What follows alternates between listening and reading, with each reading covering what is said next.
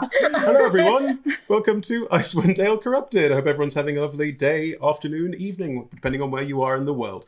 Lovely for you all to join us. What are we doing? We are playing Dungeons and Dragons. It's a tabletop role-playing game. I will be the dungeon master, and the 5 people arrayed around me here will all be playing individual characters in a shared fantasy universe. Between the 6 of us, we will tell you our tale of cold, ooze. Yeah, there's stuff. Dinosaurs today. Yes, cold ooze and dinosaurs. That's our theme. Good, lovely. All together in one kit and caboodle. That's what we're doing. Yes, we are thrilled to be streaming at twitch.tv/D&D and twitch.tv/adventurers wanted. So, for those of you who are new to D&D and may not know exactly what we're doing, we'll be telling a story and using dice rolls. Players can add or subtract numbers to those dice rolls depending on what their characters can or can't do. We're rolling a 20-sided dice. That's largely one of these, horribly out of focus. And 20s and above are excellent, and 1s and below, which can happen, are terrible. So feel free to boo and or cheer, depending on how the situation is at the time. And while the players play all of their characters, I'll be playing literally everything else they encounter, including what I'm most famous for, weather patterns. So I'll make sure I throw in at least one weather pattern this time around. You right there, Em? Sorry, it's Red trying to eat his Pringles. You can also watch Red eat Pringles today. That is the star of today's show, is Red eating Pringles. Well, speaking of Red and Red's Pringles, why don't we go around the table and meet all of our lovely players today. So starting with Red, because Red's mouth is full and I really want to enjoy this. Please give your name, your pronouns, your character's name, their pronouns, and a bit about what they've been up to date. Hi, my name is Red, and I'll be playing he, him, and I play Milk, who is also he, him. And Milk is a spy for the Arcane Brotherhood, who is up here for nefarious purposes and is trying not to get himself killed. And so far hasn't figured out what's going on, but thinks we might all die up here and is trying to make sure that at least he doesn't. Great. That's good. Poe. Hi, my name is Poe. I use they, them pronouns, and I am playing Viktor, a Tabaxi cleric who uses he, him pronouns, who is currently exhausted, a bit just like, well, this may well happen. At this point, just going along with it, trying to find a safe place to be while he does it. Seeing as his last safe place, Camp Howell, is very much decidedly not safe anymore. Yeah. So that's... Okay. Okay. Rebecca. Hi, I'm Rebecca. I use she, her pronouns. I am playing Ivy, who also uses she, her pronouns. Ivy is a human monk who is running away from something super dodgy and rocked up in Camp Howell, pretending to be a miner with her little sister, which she didn't put much effort into keeping up that pretense as soon as things got dangerous. Is leaning into the whole death trap walk on a glacier thing since she's learned she can walk on water, and is trying to keep her little sister alive and shout at her less. George?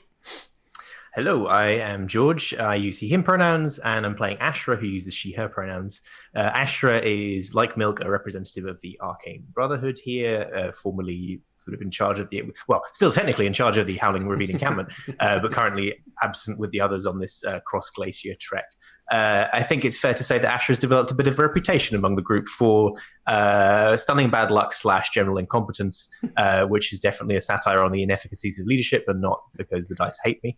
Although last session went well. Last session I used a wall of force to help our escape from many, many trolls and giants and everything else, and things generally went pretty well. So hopefully, I'm not going to say it. Things are looking up. I mean, were you going to say that hopefully this is a sign of an upturn? Things are going to be fine from now on? Yeah, we'll go with it. I'm going all in on upturn. Everything is fine. Ooh. Yeah. Bar's been laid, George. Emma? Hi, I'm Emma. I'm using they, them pronouns today. My character, Prosp'rus, is gender fluid and also using they, them pronouns today. Prosp'rus is a half-orc paladin of the farming god Chontea. Prosp'rus travels around and basically looks after farming communities that are in need and is in this community looking after people because they were in need, and they sort of persuaded everyone that going across the glacier would be a really fun adventure. And they were absolutely right. This has been a really fun adventure. And there's about to be dinosaurs. So, Prosp'rus was totally correct. Woe betide the paladin. You just, it's just every time. Hey, let's go do something dangerous and scary. Yes, you're going to be fine. We understand that. All of your, very low level NPC party that you've dragged along with you, maybe not so much. We shall see.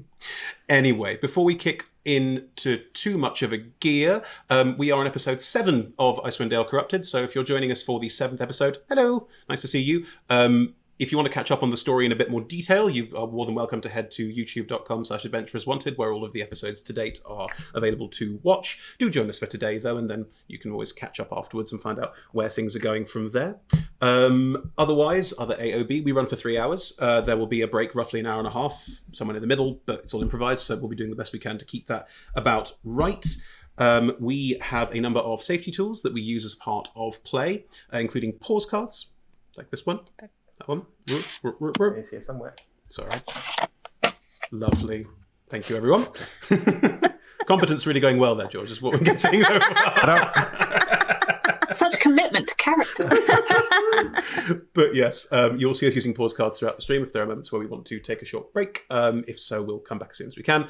We'll also be using lines and veils as part of our discussions throughout the game to make sure everything stays in a safe space for everyone. If you want to find out more about safety tools for tabletop RPGs, we have a kit that we share that was written not by us, it's an industry one that we share. That will be in the chat if you want to take a look at it there. We also have sponsors. Yay! We are thrilled to be sponsored by D&D Beyond and Ultra Pro. D&D Beyond do all of our character sheets. There's you can see them on the overlay over there next to Poe. There we go. You can see all the details of how the character sheets are made. And D&D Beyond is fantastic for making character sheets, playing virtually as we are here over the internet. They even have a beautiful dice roller, which is fantastic. I'm using an encounter builder right now. DM's dream. Why would you need an encounter builder right now? Because you're about to encounter something, obviously. But yes, do check them out at dndbeyond.link/adventurerswanted. They are absolutely ace. Also, feel free to check out ultrapro.com, who are the exact opposite. They do everything about the physical tabletop. So dice, other D&D paraphernalia, card wallets if you like to keep spell cards and that sort of thing. And also, delightful toys. This is one of their delightful toys. It is called a GIF, G-I-F-F, and this little fella just sits on my desk and looks at me all day, and it makes me feel happy. So if you want a similar thing, just join us in the Twitch chat. UK address holders only will be eligible, but if you're in the Twitch chat and say something, you will be entered. So if you want one, say hi in the Twitch chat, and we'll be giving one away by the end of the stream. We also have Idle Champions codes. There's a gold chest code next to Red's, head, sort of, down a bit, but yes, next to Red there is an Idle Champions gold chess code. Idle Champions is a D&D strategy game for phones, computers, Nintendo Switch, all sorts of other things. Do check it out, thoroughly recommend it if you like strategy and D&D and computer games, which frankly there's a lot of overlap there. You can see where the circles work. So yes, thank you again to Idle Champions as well. Finally, we play with a diverse group of players who play a diverse set of characters with wide-ranging sexual and gender identities. Our tables are trans-positive, and we both encourage and champion trans players and characters in our games and at our tables.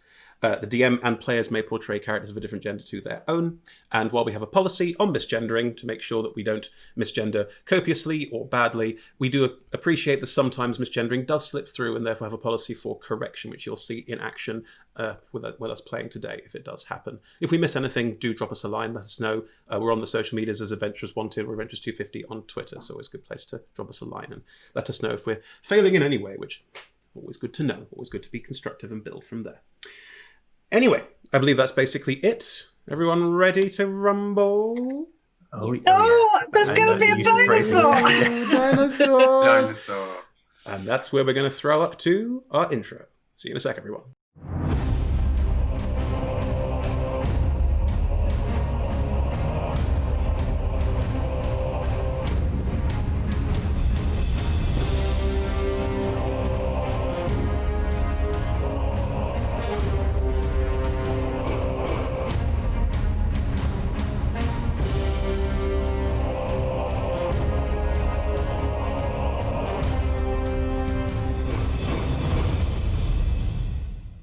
And we're back.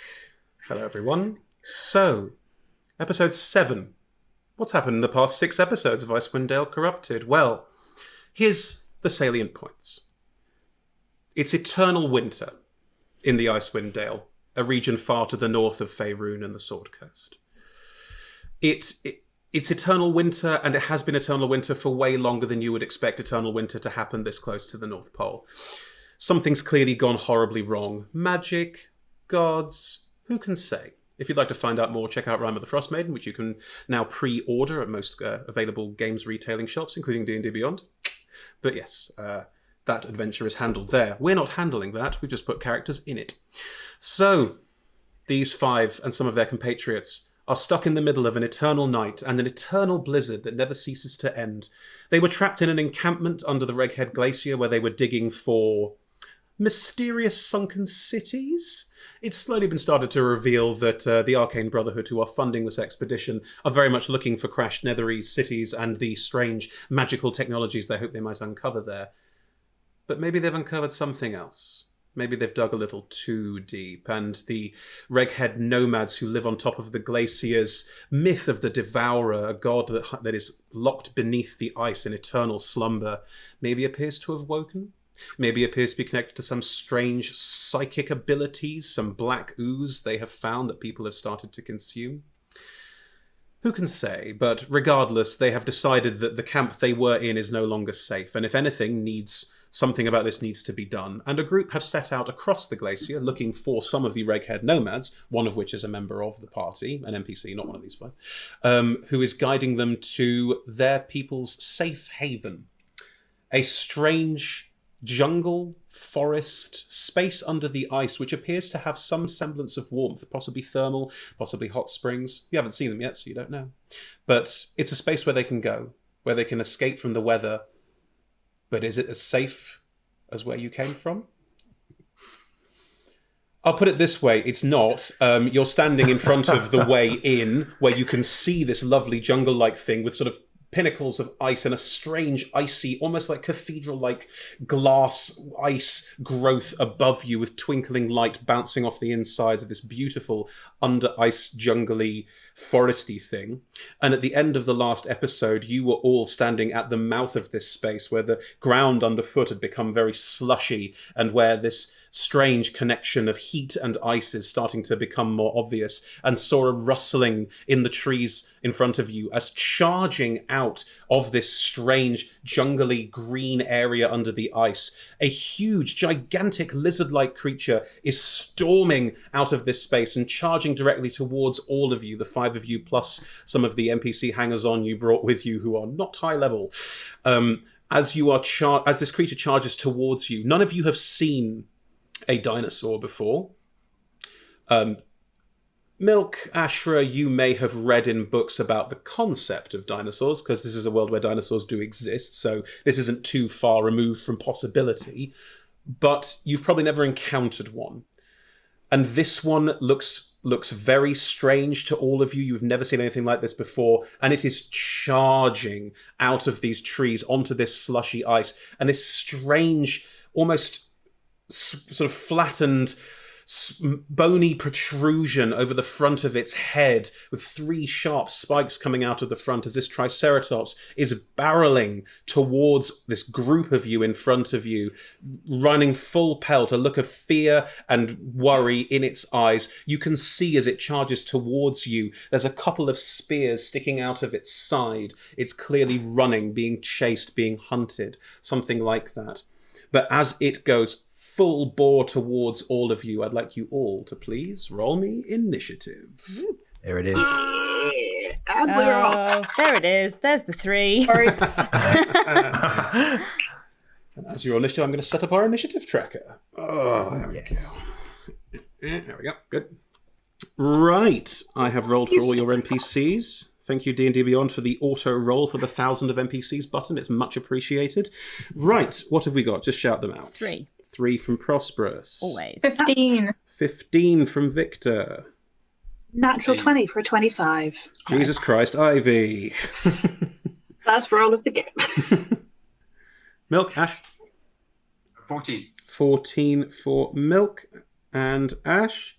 And 16 for me. And I have not actually rolled for my skeletons. Please don't forget to roll for your skeletons. Thank you. Just did. One of them gets a 70. Wait, do I roll them together? Roll them all together. Individually. Right, I'll roll again because I had 2 dice here. I'm not well, actually, what we've been doing is they just follow you in initiative. Just have them follow you in initiative. It's fine. Yeah, that's much easier. Yeah. Good. Right. Well, shocker. Ivy, you're going first. Wow. As you see this creature running out in front of you and charging towards the group of you, it is barely 20 feet away from all of you as it just is running full bore, and it's big and it's fast. It's terrifying. What would you like to do? It depends how it looks. Is it looking like it has clocked us and is on a rampage, or is it if we jumped out of the way, it would just run past? You could use your turn to roll an insight check or something similar to work that out. I'd allow that. Yeah, all right. Let's do that. Cool.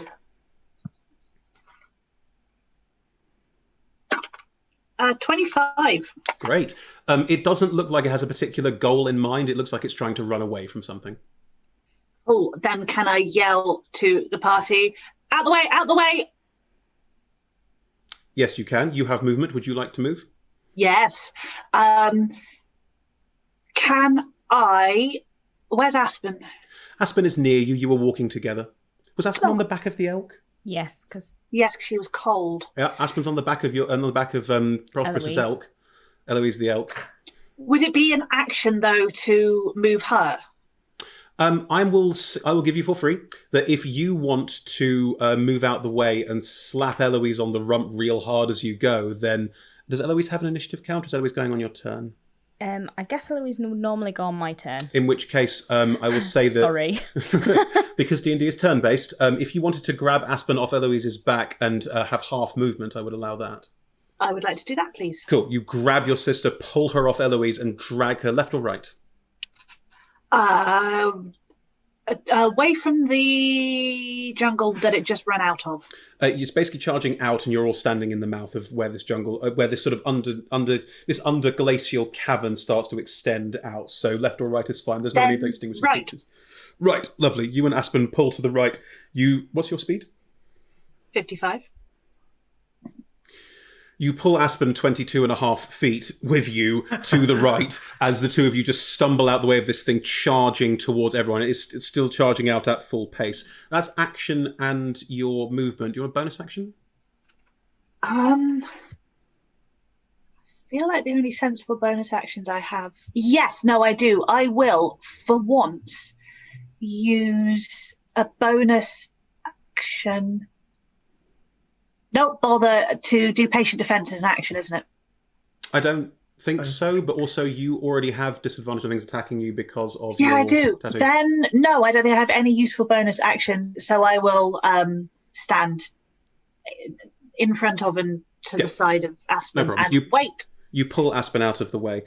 Charging out of the jungle forest area behind this Triceratops, this lizard that none of you recognise and wouldn't know the name of, Triceratops, you see 5 other dinosaurs, 5 other lizards, large lizards. These are standing semi-upright. They are quite large, but they are running with their smallish hands quite low to the ground. You can see as the 5 of these are running out, they don't look like meat, they look like herbivores. They don't look dangerous. They just look like dinosaurs. They're hadrosauruses, if that helps you. And you can see that on the backs of these 5 charging out of this towards this Triceratops are 5 figures who are all riding these hadrosauruses. Hadrosaurs? They are riding them out, and they are riding out chasing after Triceratops. They are clearly in the process of attacking it and trying to kill it, but they are just chasing after at this point, catching up to it at quite some speed. The 5 figures on the back, if you all look carefully, they are all very tall, quite broad. Quite a few of them are wearing outfits that look like they're made from reindeer hide, or caribou hide, if you want. And one, definitely in charge, has the totally obvious, ubiquitous reindeer head with antlers that you can't tell from this distance they are wearing on their head, and are gesturing forward towards Triceratops, trying to attack it as they all charge out of the area, meaning the area on the Triceratops is now also very populated by people. You were looking for the tribe of the Caribou, which Kenna, one of the NPCs with your party, is a member of, or used to be a member of, depending on how you look at it. So they're charging out by the Triceratops and have now sort of drawn up level to it. Ash, what do you want to do? We want to make friendly, don't we? So, how big is this? As in mechanically, how big is the Triceratops? The Triceratops is. Sorry, just checking. The Triceratops is huge. Oh, okay, no, I won't do that. I will move to one side, simply trying to get out of its path, and I will order my skeletons to do the same as a bonus action. Mm-hmm. I'll be able to move with me and target it with their bows. Cool.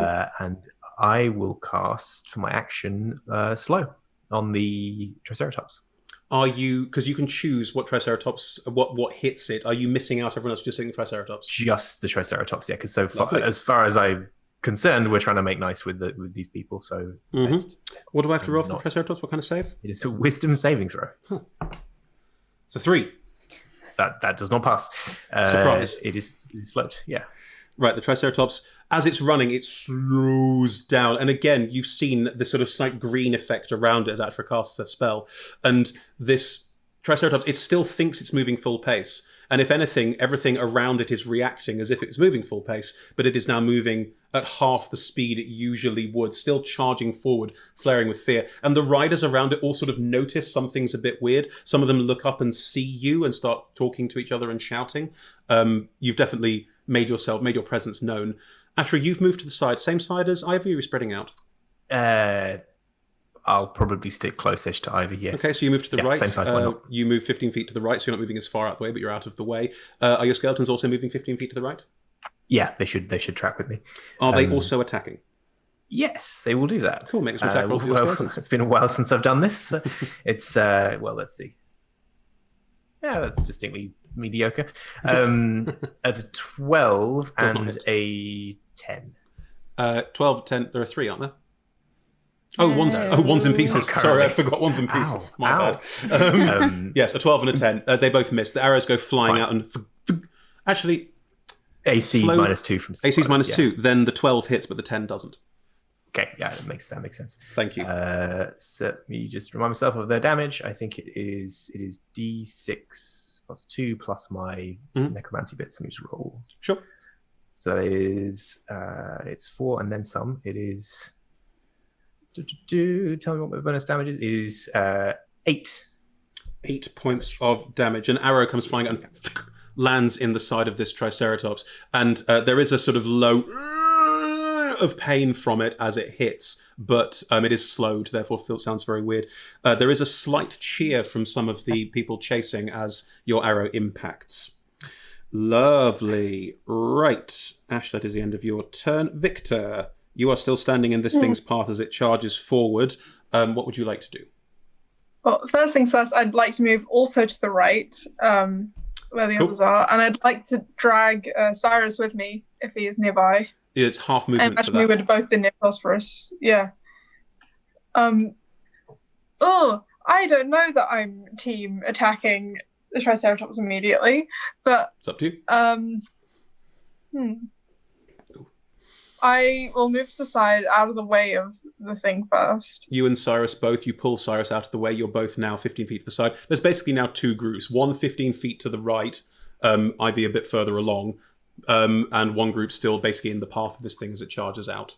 More slowly than it was, but still charges out. Okay. I don't know if I want to attack yet, but I will cast... spell slots, so few. But I will cast again Spiritual Weapon at just 2nd level. Okay. And I'm not going to attack with it yet, but I'm gonna have it ready. Okay. And then where do you place it? Because it can move 20 feet around. Where do you want it to be? Sure can. I'd like it to be kind of So we have Triceratops, the 5. I didn't catch the name of them. I've just written little boys. And then the folks on Caribou. Hadrosaurs are still large. They're still quite big dinosaurs. They have they've got a very long tail and quite large haunch and hindquarters, but they have these sort of quite small arms that they can walk on. So they can biped, they can quadruped. They're currently as riding out, basically bipedal, with the 2 arms being used to like stabilize occasionally. Okay. I'd love to put it just kind of above the 5 little boys, so it's kind of an in-between place. So needs be, I can move it around, but it's just there for now. Okay, so it's in the area, but not specifically anywhere. That's fine. I'll allow that. So yeah, and then that's a bonus action. Your spiritual weapon appears, doesn't attack, but they wouldn't necessarily know if that's a choice. And then you still have an action if you want it. I do. But, I was just going to do that as my action and then use my bonus action to cast like Sanctuary on Cyrus. But spiritual weapon is a bonus action. And 2 spells. Yeah. And 2 spells in a round. Yes. Yes. All right. What is... I think I'll just leave it at that. You could hold a crossbow shot. You could basically have a crossbow bolt ready and hold it in case. Like, you can choose what the trigger is. In case anything happens. Yeah, I'll do that. I'll hold a crossbow shot. What's the trigger? What do you want to do to fire? Is it the Triceratops attacks one of your friends? Is it, what are you looking for? Yeah, if a member of the party is hurt. Sure. Then... Member of the party is attacked. No problem. Yeah. Great. You are holding your action. That's fine. Milk. Milk would also like to get out of the way, I think. So seeing that there's more bodies heading to the right, he'll join in that direction. Similarly, a little bit uncomfortable with Viktor. I'm not entirely sure that I want to murder this thing to death, but probably thinks it's politically sound to do so, as Ashra has noted. I'd quite like to try and telekinesis it, but I suspect it has very high strength. So instead, I'm just going to shoot it. So you move to join everyone else.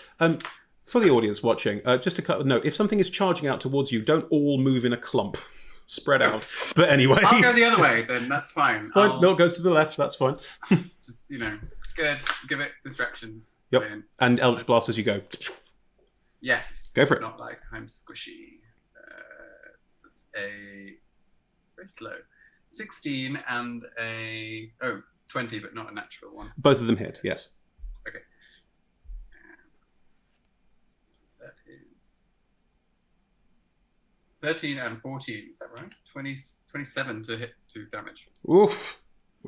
Massive Eldritch Blast as you finger gun your way out, and these sort of strange tears in reality shoot out and tear into the side of the Triceratops, now looking quite badly hurt, and just barely holding itself up as it continues to charge. It's clearly a kind of creature that charges and then struggles to stop, so it's currently in the process of charging. But it is still going. Right, it's Kenna's turn. Kenna's also going to break to the left. Kenna's going to try and grab your arm and pull you along. Sorry, Emma's next to me. Towards Milk. Yes, towards Milk, to try and move you out of the way. Sure. Cool. Kenna's going to grab you, and if you let yourself get taken, you both have half movement effectively. She is going to move the 2 of you out of the way. As she pulls, should we be attacking it? They're hunting it, but hang on. She looks confusedly at the riders up ahead. And you note, as Kenna pulls you out of the way, they are not attacking the Triceratops. They are also fleeing. They are also riding as fast as they can outwards. And as they all ride outwards, from behind them, you hear an earth-splitting roar as charging out behind all of them, a humongous... You've already seen a lot of these gigantic lizards. This is the biggest one so far. And it also has quite sort of hefty hindquarters and small arms. But where hadrosaurs are definitely like, oh, we've got these to like eat plants and dip into the water, the T-Rex looks horrible. It looks violent, brutal, and vicious as it charges out behind all of them and is going to charge up directly behind the riders and the hadrosaurs riding full pelt out of the way of all of this. Sorry, did Kenna take her turn, or was it literally just to pull me aside? Kenna pulled you aside and took a second to try and look and see what was going on. Okay. As Kenna pulled you aside, and as the T-Rex comes running out, the T-Rex is going to dive in and is going to attack one of the people on hadrosaurs trying to run away. It bites. Oof, that's a 23 to hit. Bye-bye, person you never met. Yeah, that definitely hits. 13 hit points. I think it's probably dead. I'm just going to check, though. Ash shouldn't go anywhere near it. Yeah, you're correct, hon. Yeah. Ooh. 20... 38 plus 7. 47 points of damage as the T-Rex leans in and just bites down on one of these figures, and there's a faint Wilhelm yell as they are pulled up off. The Hadrosaur sort of squirming slightly. You can see there's a saddle, and the Hadrosaur manages to pull itself free as the figure is pulled off into this creature's mouth, and the scream is cut short as the jaws clench shut. And there's a sort of horrible scream. Some of the other riders are screaming in horror as they go as well. This is a pretty terrible situation for all of them. And it is still charging forward along with all of them, just biting where it can. Aspen behind you, Ivy, just shitting hell. Just looks completely... There's behind you, just holding onto your shoulders, like peeking out with an, oh, wow. What do we do?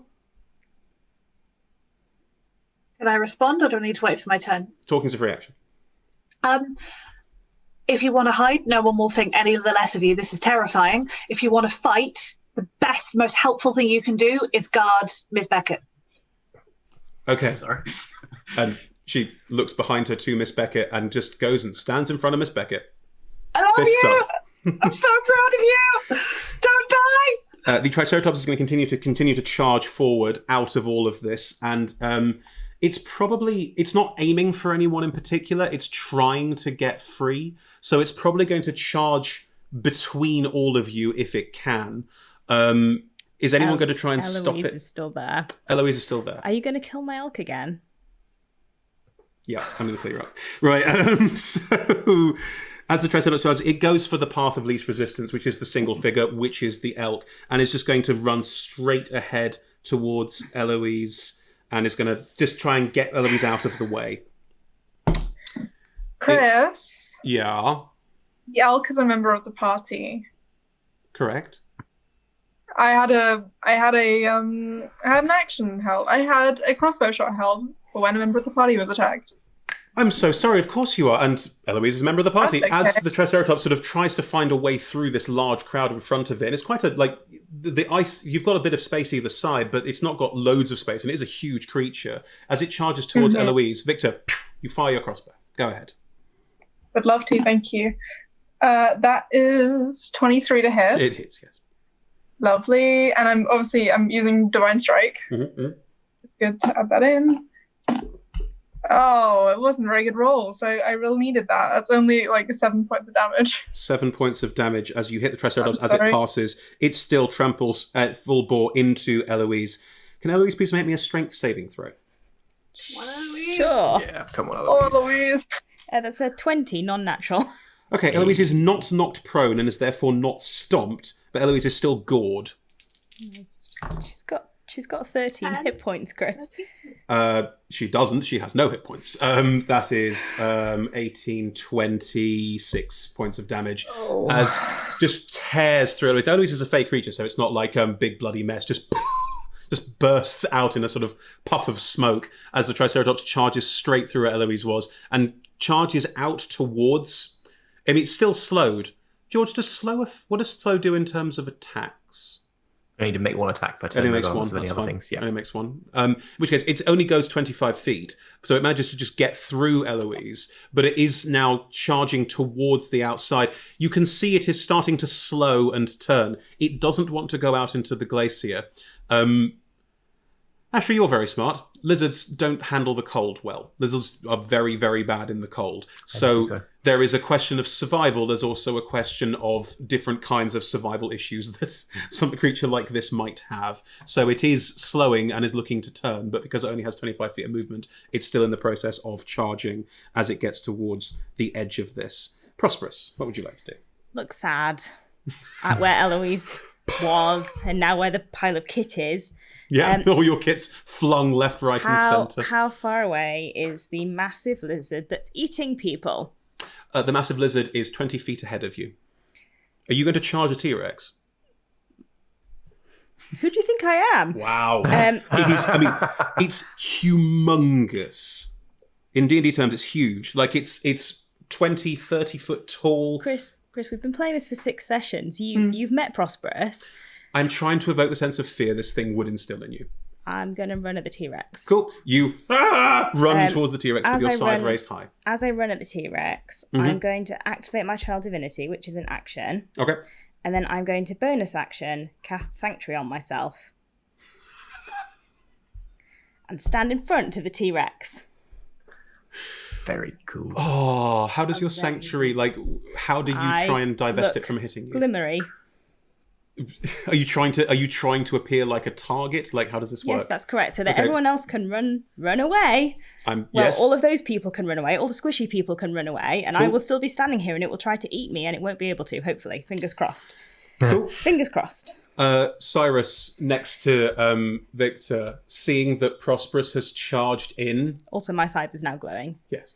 Seeing that Prosp'rus has charged in, just looks at you, Viktor, and goes, "That's unbelievable," and just charges in as well. Oh no! Wait, he doesn't have his axe at the moment. What's he going to attack with? That's a good point. He doesn't go with his axe. Harsh language. He has a dagger. If he doesn't have his axe, he probably wouldn't charge in. That's an insane move. Please. He must have like a crossbow or something. He has a heavy crossbow, yeah. Attack from He's range. shit with it. Attack from range, motherfucker. I think, George, your skeletons have swords. Oh no. They have swords as well. So there is a spare sword in circulation. He is going to which grab is one not of a your family heirloom. skeleton's Not- swords, pull it out of the scabbard, and just go running in with it. Not even going to ask. And is going to charge in and attack the T-Rex. Because, good boy. He makes 2 attacks. Bad. They're good. That is a non-natural 20 and a 19 to hit, both of which hit. So as you charge in, Cyrus charges in next to you and just starts striking away with this sword. 2d8. But now someone has to sanctuary Cyrus as well. Otherwise, it's going to try and eat me and not be able to eat me and eat 4 plus Cyrus 6. instead. 10 points of damage. Almost about to. You'll have company in a minute, it's fine. 10 points of damage, very respectable. Runs in and just starts hacking away at this T-Rex's legs. As he runs in and hacks away and just flailing, trying to do something, the T-Rex, like it's already eating someone, but notices that it's being attacked and looks down at its feet and looks at this heavily armored paladin running in towards it and is aware of the two of you running in to do all the attack. Great. Ivu, back up to you. What would you like to do? There's a Triceratops basically behind where you are that's clearly looking. It doesn't really know what to do. It's trying not to run out into the cold, but also is very feared for its life. These 5 riders are also riding out around currently the T-Rex, but trying to get away. And 2 of your friends are now entered melee with a T-Rex. I'm going to run up and try and punch the T-Rex. Yeah, do it. Completely going to unarmored. Yeah. Punch a T-Rex. Yeah, because my companions have gone, so I have to go. I dig it. Talk to me how you'd like to punch a T-Rex. Right. I would like to basically look at the T-Rex, look at Aspen, look at the T-Rex, go fuck, and then sprint in and try, same as I think I did with the owlbear, try and get a leap going, so punch as high up as I possibly can. Sure. Okay. It's a huge With creature. momentum. Punch it in its tiny arms. It is a huge creature, so like you'd have to punch above to even get like under. Like you could stand under its legs. Like it is very, very tall. as you run in and you leap, and Superman flying punch just poof, straight into sort of punch. like lower chest, like abdomen sort of area. Right. Make me an attack roll. You're not going to believe this. That's Nat 20. 19 and a 20 on Yes. the dice. Yes. Oh. Now, because I'm a fan of cinematography, as you run in and punch it, do you try and hold on? Of course. It'd be easier to punch if I'm riding it. So you run in, bam, and maybe grab and start pulling yourself. So you're now climbing up its side and just I go rock punching climbing up as the you go. T-Rex. Yeah, perfect. Roll me all the damage on those 2 hits. That's brilliant. Okay. I cannot believe the dice just did that. Okay, so that is 3d6. That was 2 6s and a 4 Oh on the my dice. God.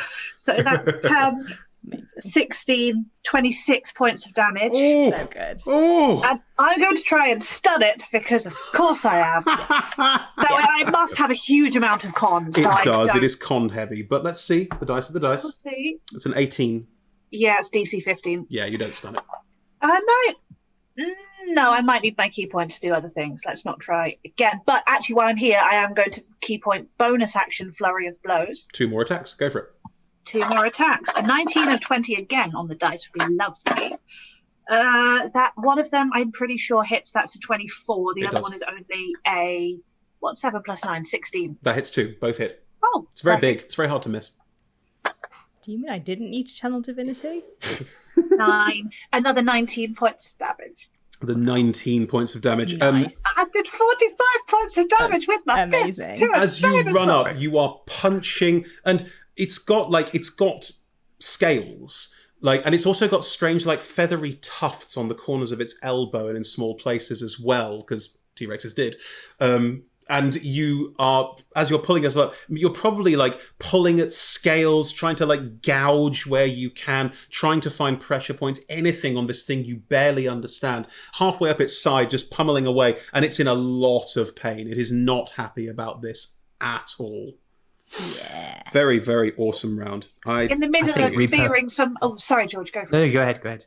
I was going to say, in the middle of fearing for my life and internally screaming, Ivy will have a moment to reflect how cool she must look. I think it's smart repurposing the T-Rex as a mount because that means it'll probably die soon. That's what's happened so far. The 4 remaining riders are going to peg it. They're going to try and get out of range of this. As they go, the T-Rex gets an attack of opportunity and is going to make a tail attack. So it's almost like it's not intentional, because I prefer that. As it is going, its tail whips around and smacks into one of the hadrosaurs, not the riders. That is a 28 to hit with the tail. Oof. Okay, so that's, Wow. 18, 25. As the tail swings around, one of the hadrosauruses, there's a horrible, guttural yelp as it is thwacked by this tail and just thrown. And it is thrown a good 20, 30 feet across the slush and ice. And as it hits the ground, you can see that it has been poleaxed. It has been knocked out by this. And the rider manages to steer clear as it lands and doesn't get crushed by its mount as it lands. But the rider is just scrabbling out of the way, pulling themselves out of the harness that it has on this creature's back, trying to get out of the way. Lovely. Ash. Did the T-Rex, did it make more than one attack on its turn or just one big chunky bite? It can make 2 attacks on its turn. It only made 1 on the last turn. To upcast it, and that feels like a waste. Oh, spell slot efficiency. No, I'll still do it. I think. 1 second. Sorry. Just looking at my available spell slots. Yeah, let's do it. I will drop my current slow spell, which is just on the Triceratops, and I will cast another slow spell at 4th level, which doesn't upscale The anyway. Triceratops is still here and is not. It's not a threat anymore. I'm just going to remind everyone of that. Are they within 40 I think feet George of is each other? casting it, so it's on both of them. Oh, I can't. No, I can't. The casting slow okay. doesn't do anything. I've just run out of 3rd level spell slots. I can hit if they're within 40 feet of each other. I can catch them both in the area and make it resave. 25 feet of movement in the Triceratops. I'll leave it on the Triceratops then, and I'll just do a smashy. I'll cast a. Could do that. No, I will cast Chromatic Orb at 2nd level. Sure. Targeting the T-Rex. Please do. Oh, sorry. How damaged is the Triceratops? Triceratops is not damaged at all, really. The Triceratops. Yeah. The Triceratops is just over half health. The T-Rex is way over half health. All right, T-Rex Town. Here we go. Okay. Attack roll. Oh, my hubris. Oh, no. Oh, George. Oh, no. Oh, no. What's happened? It's a 1. Oh, no. No! Which chromatic orb seems to happen a weird amount, isn't it? Yeah, this is why I don't make damage spells. Ivy's on its There side. you go. Ivy's on its side. Am I going to be that mean?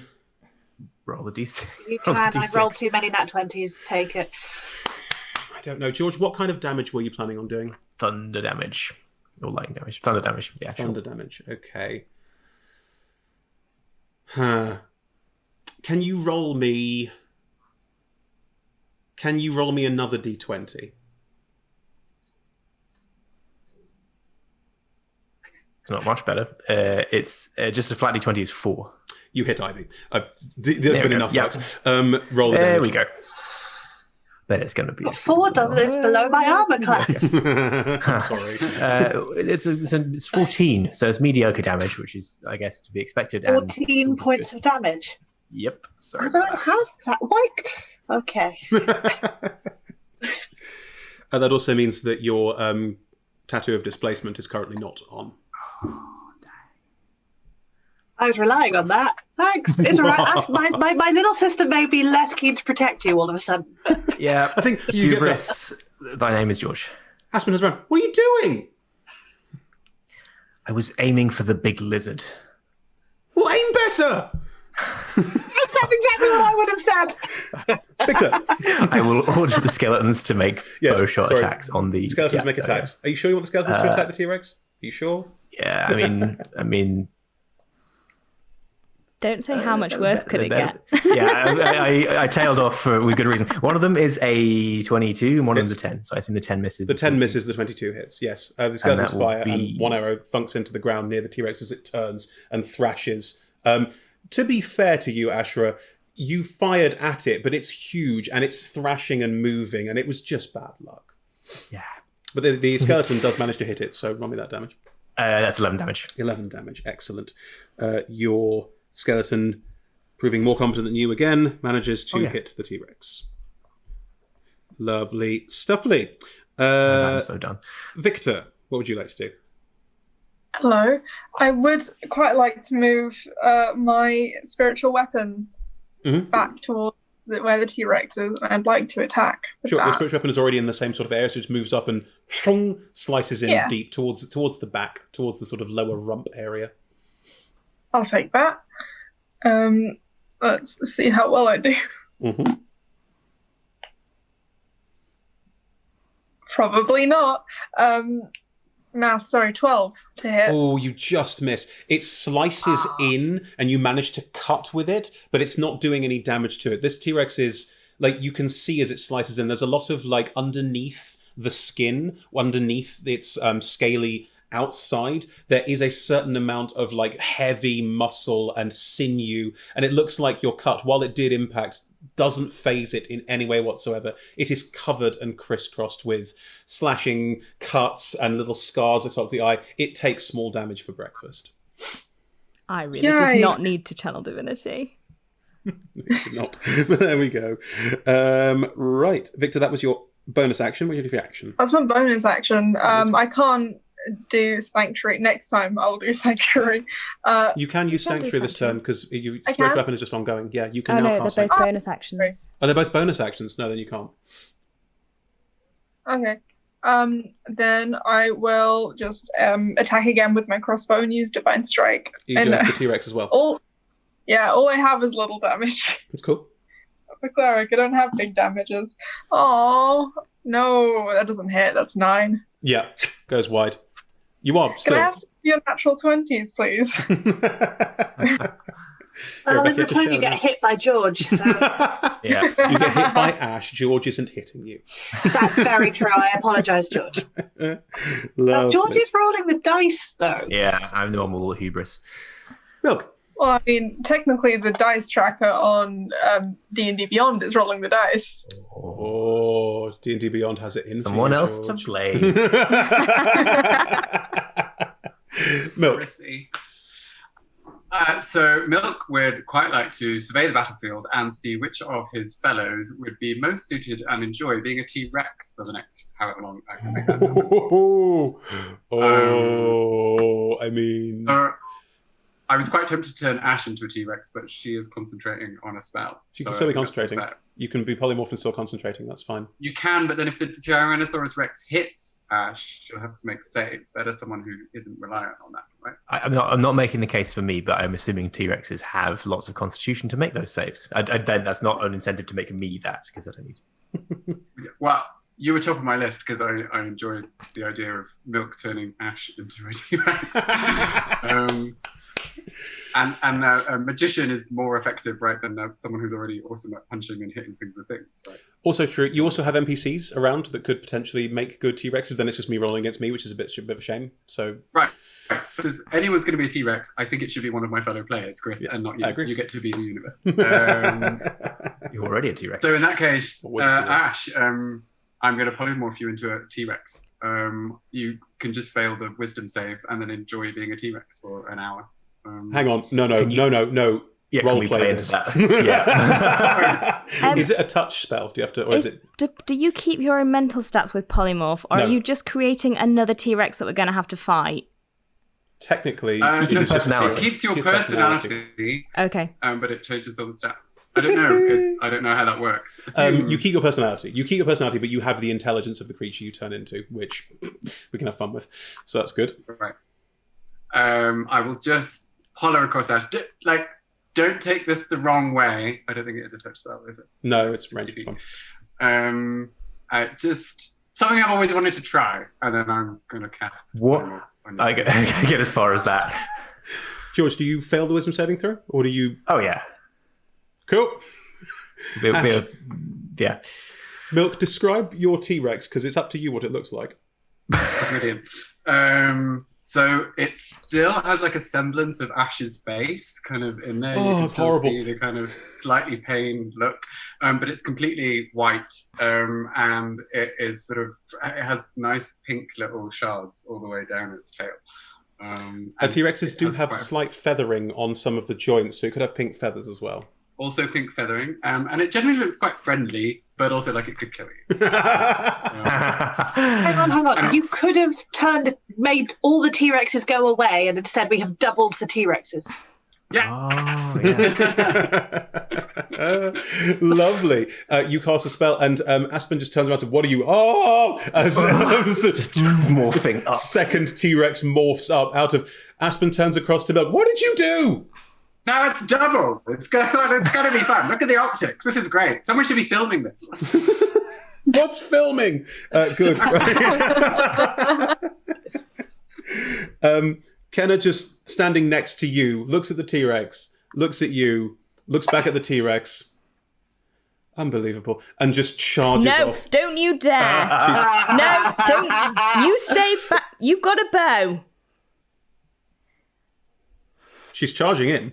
No. She is. She's No. charging in. That's what No. she's doing. She's No. charging in. You can't stop her charging in. She has her own mind. She's got 20 hit points. Do you want to have this conversation with her while she starts running in? She's going to run. Yes, no, I'm having this conversation with I see. her. What? I'm helping. Yes, help from back there. Why? Runs in and just And- chops low. I don't want to have this conversation with you once you're dead. Yeah, that's 6 to hit. It's just standing next to you. Sword up. I'm not going to let you stand here by yourself. I'm not standing here by myself. Cyrus is here. Ivy's up there. Hello. The hadrosaurs have ridden past. As they have ridden past, the 3 remaining what look like nomads, but you don't recognize these figures, are charging past and shout at all of you, and Kenna shouts something back. None of you speak the local language, and there's no way any of you would, frankly. But they are shouting as charging forward. They are sort of trying to charge around out of the way, but they are moving towards the Triceratops still, just because they have to go somewhere to get out of the way, and the Triceratops doesn't look particularly happy about this. As they move towards the Triceratops, the T-Rex is going to try and brush Ivy off. This is Right, I didn't want them to have disadvantage. It's all fine. It sort of like rears its head around and tries to sort of bite down at you at a sort of weird, slightly obtuse angle. So 23 to hit you. Yeah, that'll hit. If only it had disadvantage, George. Can you please roll me a... No, you are grappled. As it reaches down, you are bitten and picked up, and you are now in its mouth as it picks you up and over. The bite... Oof. You take 31 points of damage as you are now hanging half out of its mouth, being picked up and lifted across and over in front of it. And it's just shaking you around at this point. The pain, you've been bitten through parts of your side and leg, and the pain is indescribable. As it's doing that, it's going to whip around with its tail and try and hit Prosp'rus. What do I have to roll? Wisdom saving throw. Wisdom saving throw. That is a 15. No, it needs to choose a different target or lose the attack. In which case, the tail whip will go for Cyrus or Kenna. Cyrus or Kenna.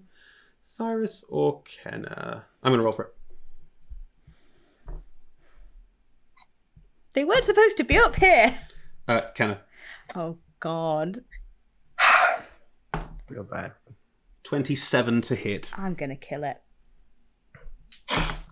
Quickly, please. 11, 14, 21 points of damage. The tail whips out again and cuts into her. Doesn't kill her outright, but it is a hefty blow, and she is knocked back about 10 feet as well by this hit and looks very, very badly hurt. The hit appears to have cracked a few ribs and is lying on the ground looking very pained.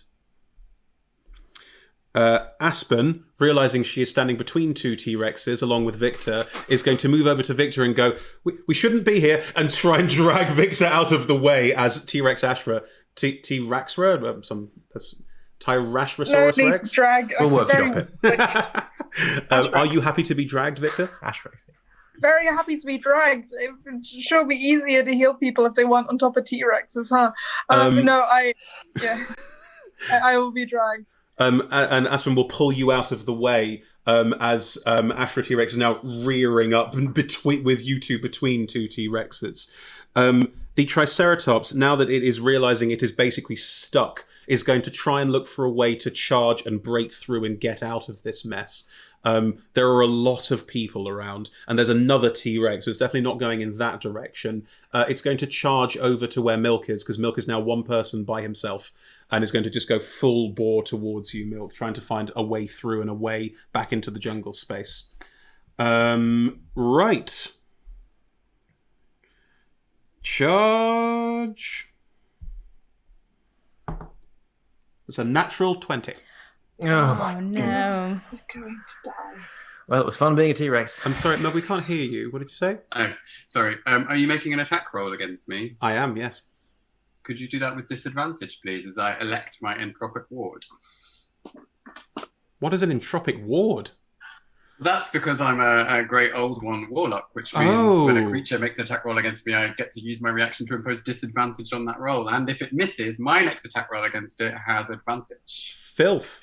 That's my natural 20 gone. That is a 15 to hit you. That hits me. Damn it. Sorry. Okay. It charges towards you. Please make a strength saving throw. Oh, my favourite. That is a 16. Okay, you are not knocked prone. It charges through you, doing 22 points of damage to you as you are gored by the horns and flung aside. It doesn't trample you underneath it, which would have been worse, but it charges through and past you. Some of the warriors on hadrosaurs who have run past, seeing it go, are going to try and stab it as it goes, going to try and stop it. Basically, they're trying to stop it from charging into more people because it is frankly a danger to itself and others. So there's a couple of attack rolls in there as attacks of opportunity are made as it goes past.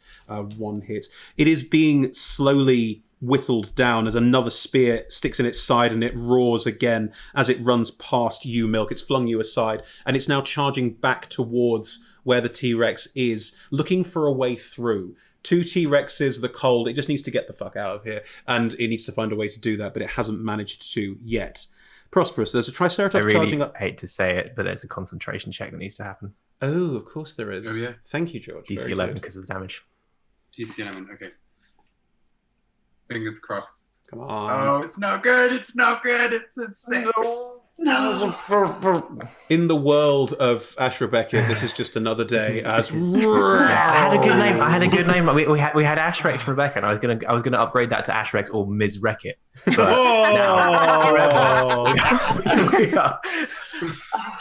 Ash, as you are slowly swelling up into T-Rex form, you suddenly swell back down, and you're you again. I'm not sure how you feel about the 3 seconds of T-Rex you had there, but Probably got a lot of residual anger. That doesn't sound like Ashra. No. Sure, it'll be fine. Prosp'rus, there's a Triceratops charging up behind you. I'm not bothered about that. There's a I'm going T-Rex to ahead turn of to you. Ken and be like, stay the fuck back there. Then I'm going to carry on with my turn.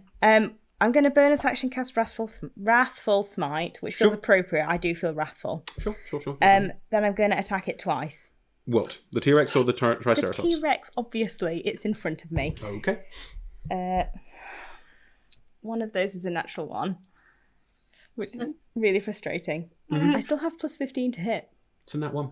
That one's a nat one. The other one is a 28. Okay. The one, as you turn back, your fear for Kenna's life, totally fairly, I think, distracts your first hit from landing properly. But then, maybe with a bit of snarl of anger, frustration, and just general, I think you take the scythe and just jam it into the belly and pull down, trying to disembowel the T-Rex from where you are standing, which is possible. It needs to make a wisdom saving throw. Ooh, that's not bad. That is a 14. No, it's frightened of me. Correct. Right, well, that's a 6 on the smite. I'm also going to smite it at 2nd level. Okay. Oh, I'm sorry. There's a lot of things all right. happening here. You're a paladin. You have to add a lot of things together before you hit anything. Right, that's 12 to start with. Mm-hmm. Woo! Nope, that d6 is gone forever. Okay. 16, 22. Now I'm going to do the smite. Okay. 22 total at the moment? No. 22, add 48. Okay.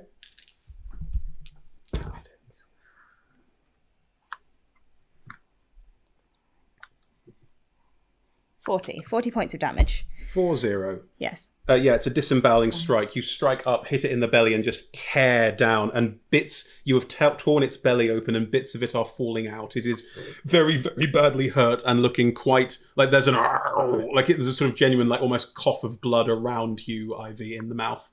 It's Lovely. unhappy, Good. to say the least. Good. It's good to know. Cyrus is also going to hit it with his sword. Ooh. Cyrus rolls pretty well. 2 hits. Cyrus should be using D10s. Why am I using D8s? 2-handed longsword. 9 plus 6. 15 points of damage. Cyrus, where you've cut the belly open, Cyrus just takes the sword and shoves it in and wiggles it round a bit. Yeah, you go for it, Cyrus. That's the wrong one. Oh. How much did I say? 14? What was it? 16, I think. 16.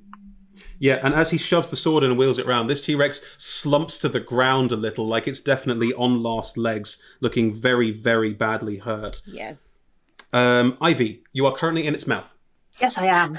Now, it's really tempting to try and break the grapple and run away and find Viktor. You are restrained. They at the should moment. have... No, I was grappled. You said not restrained? You are grappled and restrained. all attacks against it should have advantage. Why?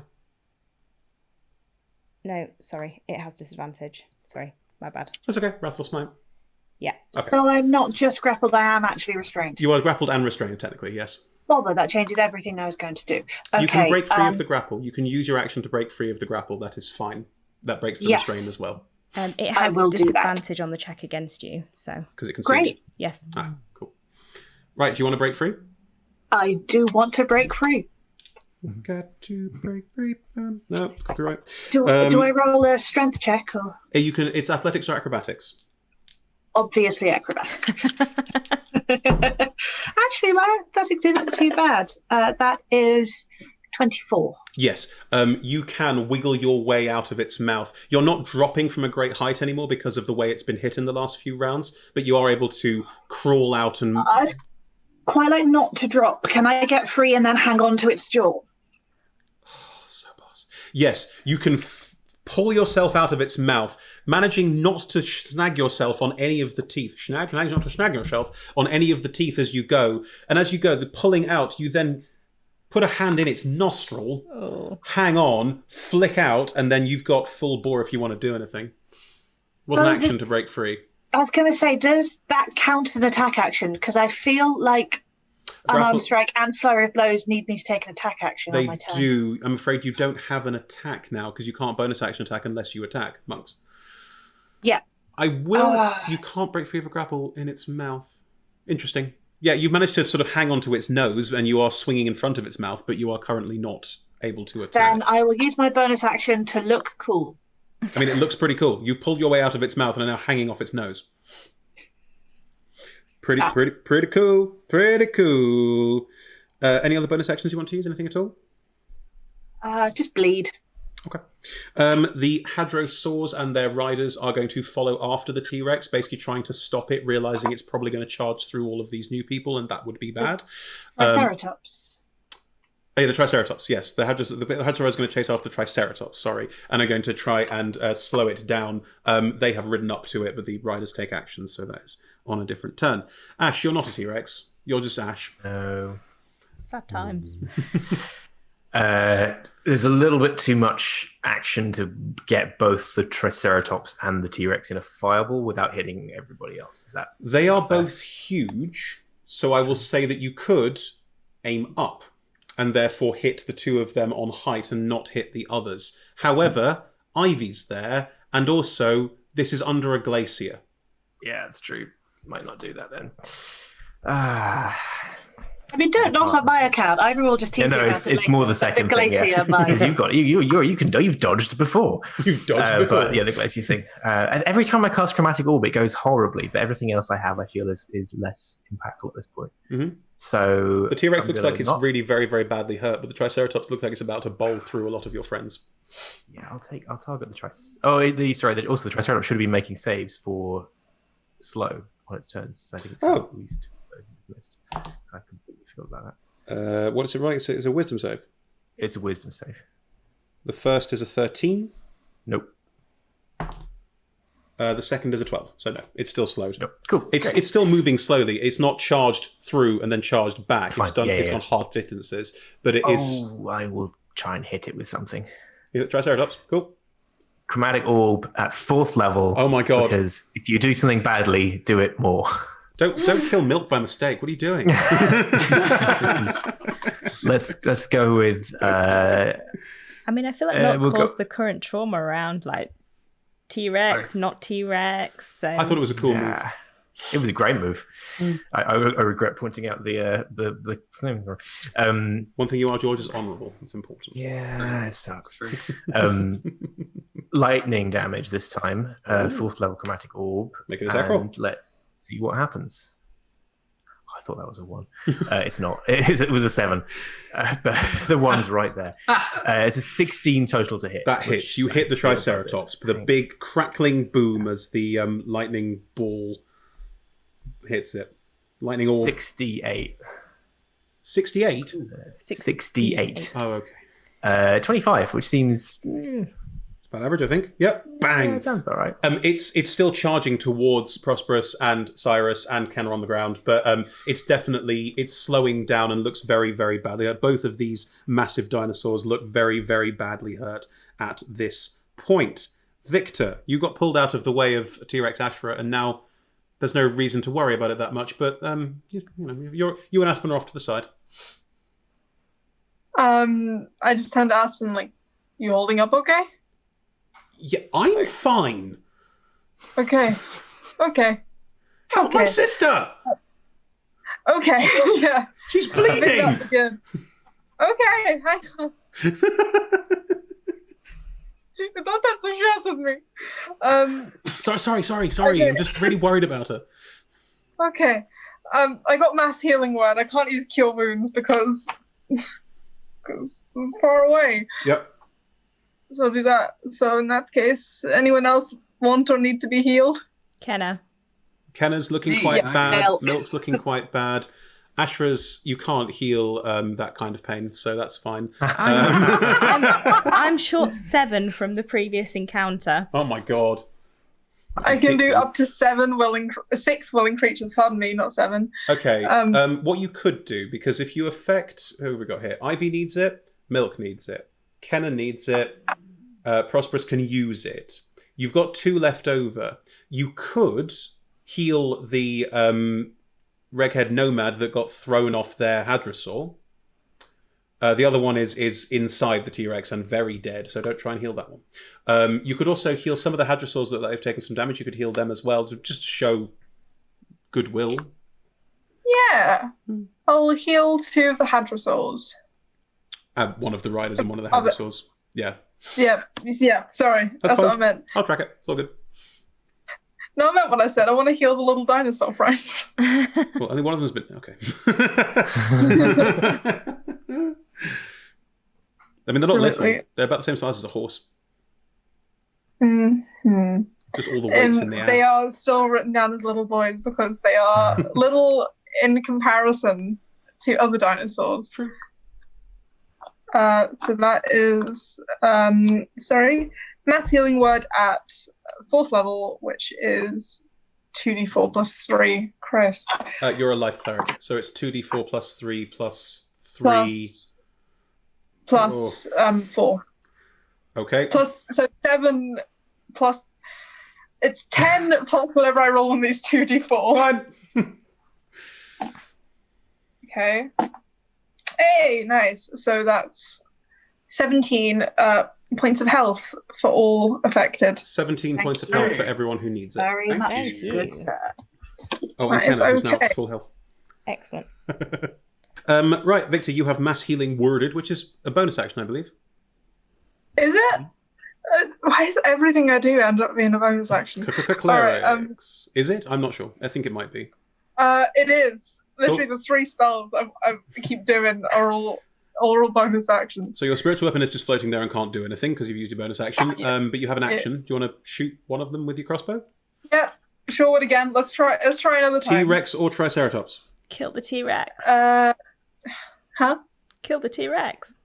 Yeah, I'll do the T-Rex. I still feel internally bad about harming the Triceratops, even though I know we're past that point now. I am aware, but it's hurting people because it doesn't know any better. That's the problem now. It's a wild animal. They're vegetarians, man. It's a wild animal. That is maths. 23 to hit. Yeah, that hits. Yeah. I thought it would, and then 7 plus 5 plus 1 is 13 points of damage. How do you kill the T-Rex? Yes. Oh, I'm bad at death. Where do you want to shoot it? But yeah, so a bolt clouded in divine light. I'd like it to come just up through the chin. Oh. Yeah. I would like to avoid my friend, if possible. As Ivy swings close out and Ivy. grabs hold of its nostril to have something to hang on to, the T-Rex flicks its head up a few times to try and shake Ivy off, and Ivy's just whee, ragdolling up, and as Ivy ragdolls up and as its head is up, you just go under the neck and go straight into the neck, and that ragdoll becomes a as the whole thing collapses in front. Ivy, you're not going to be hurt, but you do a sort of cool combat roll as you roll off it. But yeah, the T-Rex is now down. Well done, everyone.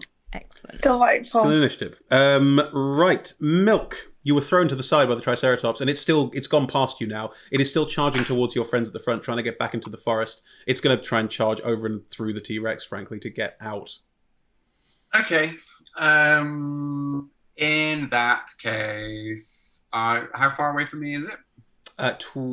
No, it went through you. About 15 feet. 15 feet. That's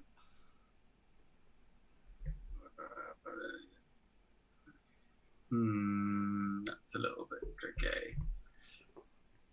It's also looking very badly hurt, BT dubs. Oh, is it? Yeah. Oh, then I might just try and shoot the damn thing. If there's a chance we might just... Eldritch Blast it in the ass as it goes past you. I mean, you're not specifically its ass, but I'm sorry, whatever and it's is available side, for flank as it goes. yes. So 16 Yes. and 20 Both something. hit. Yep. That's 17 plus 9. Oh, Yep. I'll do that. 26. And then two of these. Oh, that's a very good. 8 and come on. 9. 17 this time. Cool. As you hit it in the side twice, it howls horribly, still in slow motion because it's still slowed. And as it howls horribly, it slumps forward. Its momentum is still dragging it forward, and it does sort of come to a stop just behind Prosp'rus, slowed, stopped, dead in the snow. Slush. You're welcome. And we are out of initiative. Oh, well done, everyone. Ow!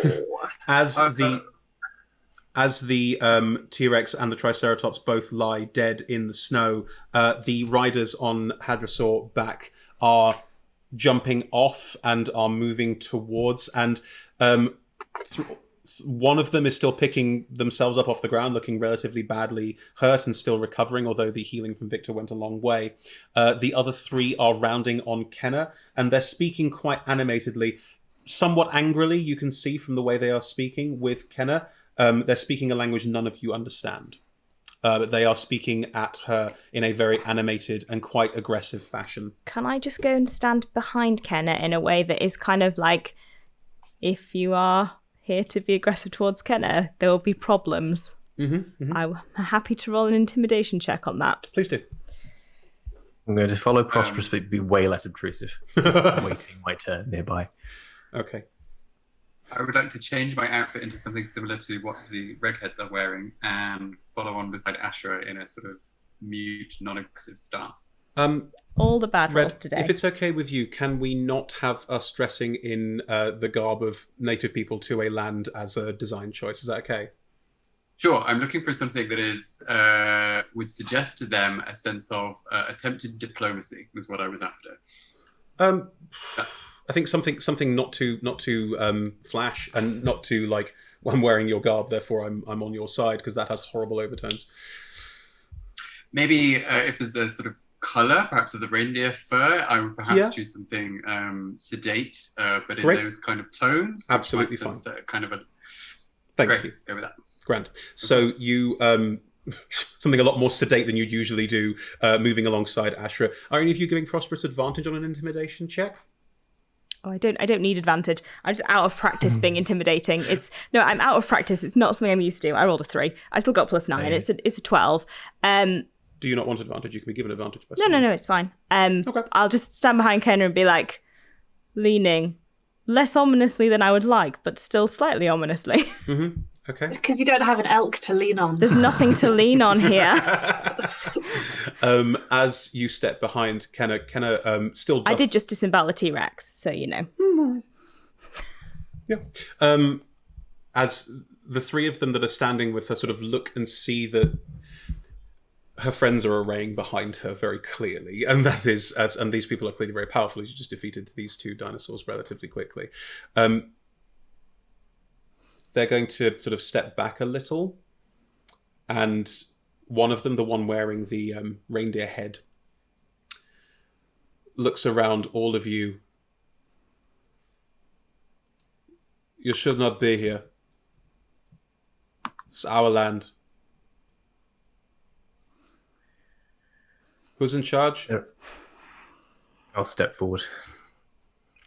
There are a lot of things that should not be happening at the moment. You mean no a slight like, you're in charge? Okay. Fair.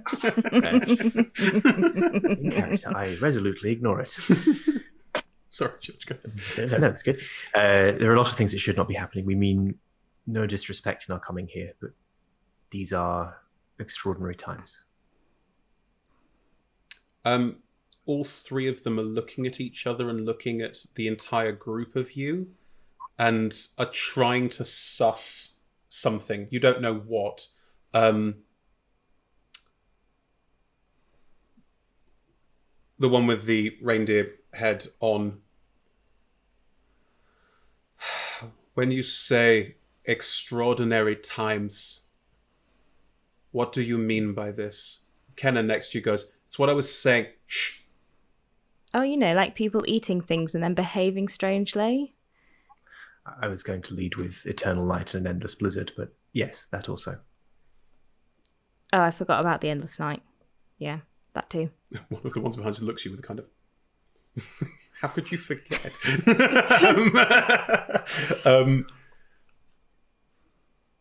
I'm Yalis. Prosp'rus. Ashra Beckett. Milk.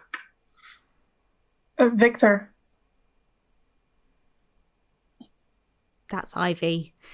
Ivy, I didn't want to interrupt. Ivy has not come to intimidate. She is starting to trust you lot. She is not going to go pointedly make a show of her face in front of strangers. So she is sat over by Aspen and is picking her shirt out of her bite wounds. Aspen's doing sort of basic triage, which Aspen is trained in, so yes. She's listening, and if violence starts, she'll be there in a heartbeat. But she knows she's not diplomatic, so she's gonna get the teeth out of her side. There are no teeth stuck in, they're too big, but there's. Oh, but I want one. There's a dead T-Rex right there. It's gonna happen. As Yalis looks at all of you, food that makes you behave strange. Okay. Looks at Kenna. Have they eaten the blood of the devourer? Some of them, yeah. Which ones? Victor literally raises a hand. Cool. Yeah. Cyrus next to you just raises a hand as well. Yeah. I look at them and sigh, and yes, me also. Do you feel no compulsion to go beneath, to go to the devourer? Do you not feel... Not personally. What happens to the people here when they consume the food? Is that what happens? They go underground. What happens to them then? It's complicated. I'm the wrong person to talk to you about this. The village is, the camp. We shouldn't go there. Everyone is affected. Do you know who the right person to talk to about it would be? Priest, but they've been gone for some time. Where did they go? They went deeper into the springs, deeper into Koliar. Can we follow them? It's very dangerous. We were following, and this is part of what happened. We are outcasts from the camp, and maybe we can help each other. Outcasts? Is this Sure. connected with the blood? I live here all the time. I am the tribe's guard here. I know this space. The others came when the eternal night fell, looking for refuge. This is where they come. This is where we all stay. But they had all already eaten the blood of the devourer, and usually it goes away. I don't know why it's not going away, but they are all trapped by it. They do its bidding. They want to go beneath, and some of them do. And they encourage others to eat of it. The effect is normally dealt with, but something is not working. Usually it is something we eat for safety. I have eaten of it myself in the past, but when I saw the others, I did not. I have more food here. It is easier for me to hunt. Is this the first time this has happened? Sorry. Is this the first time this has happened in your knowledge? The priest knows more. This is not my area. I just guard this space, and I know it well. It is dangerous. We could try and find the priest. This is what I was doing with my companions here. They are of the tribe, but they had also not partaken.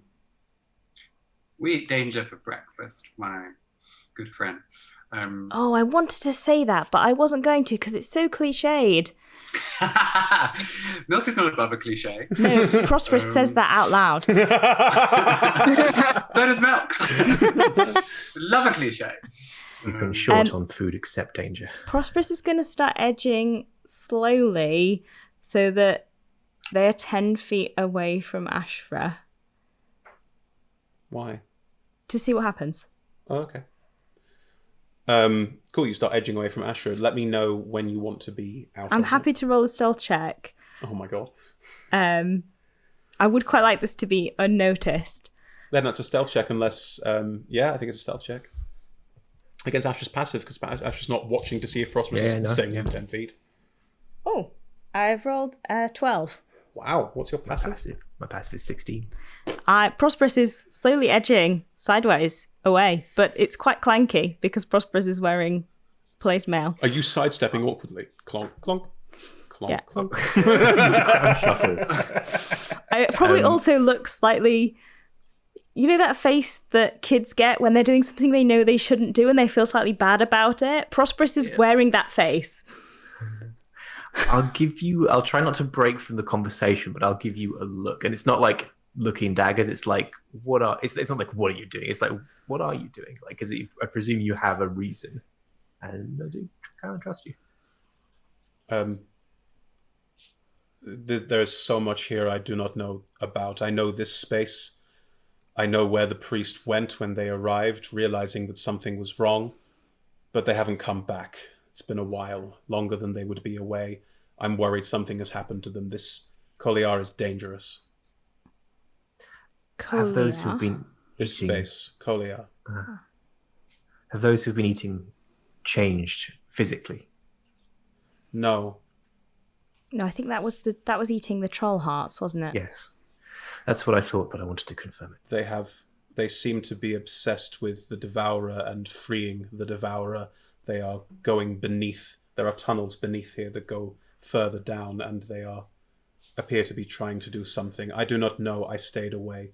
The moment I realized there were problems, when I was told to eat of it and become part of the great host, I decided I would not. And I took those that had not, and we all came, and points at the others. Well, apart from Gore. Did they try and force you to eat it? Or just I think that was soon to come. Once I get 10 feet away, so Ashra's just out of the radius. Sorry, Chris. Yes, hello. Can I just, like, what do you think, Ashra, of this plan?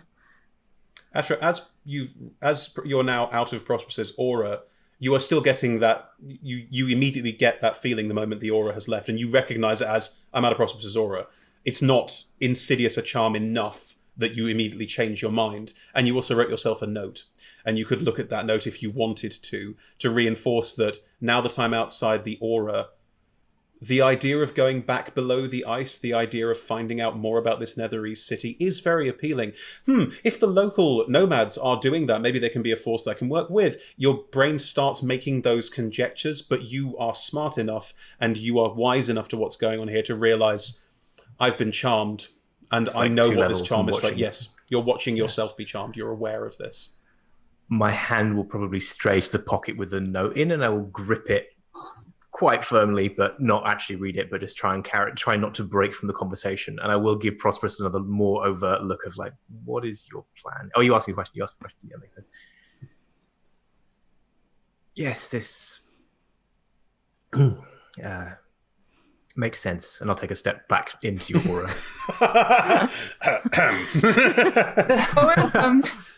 How is Cyrus looking?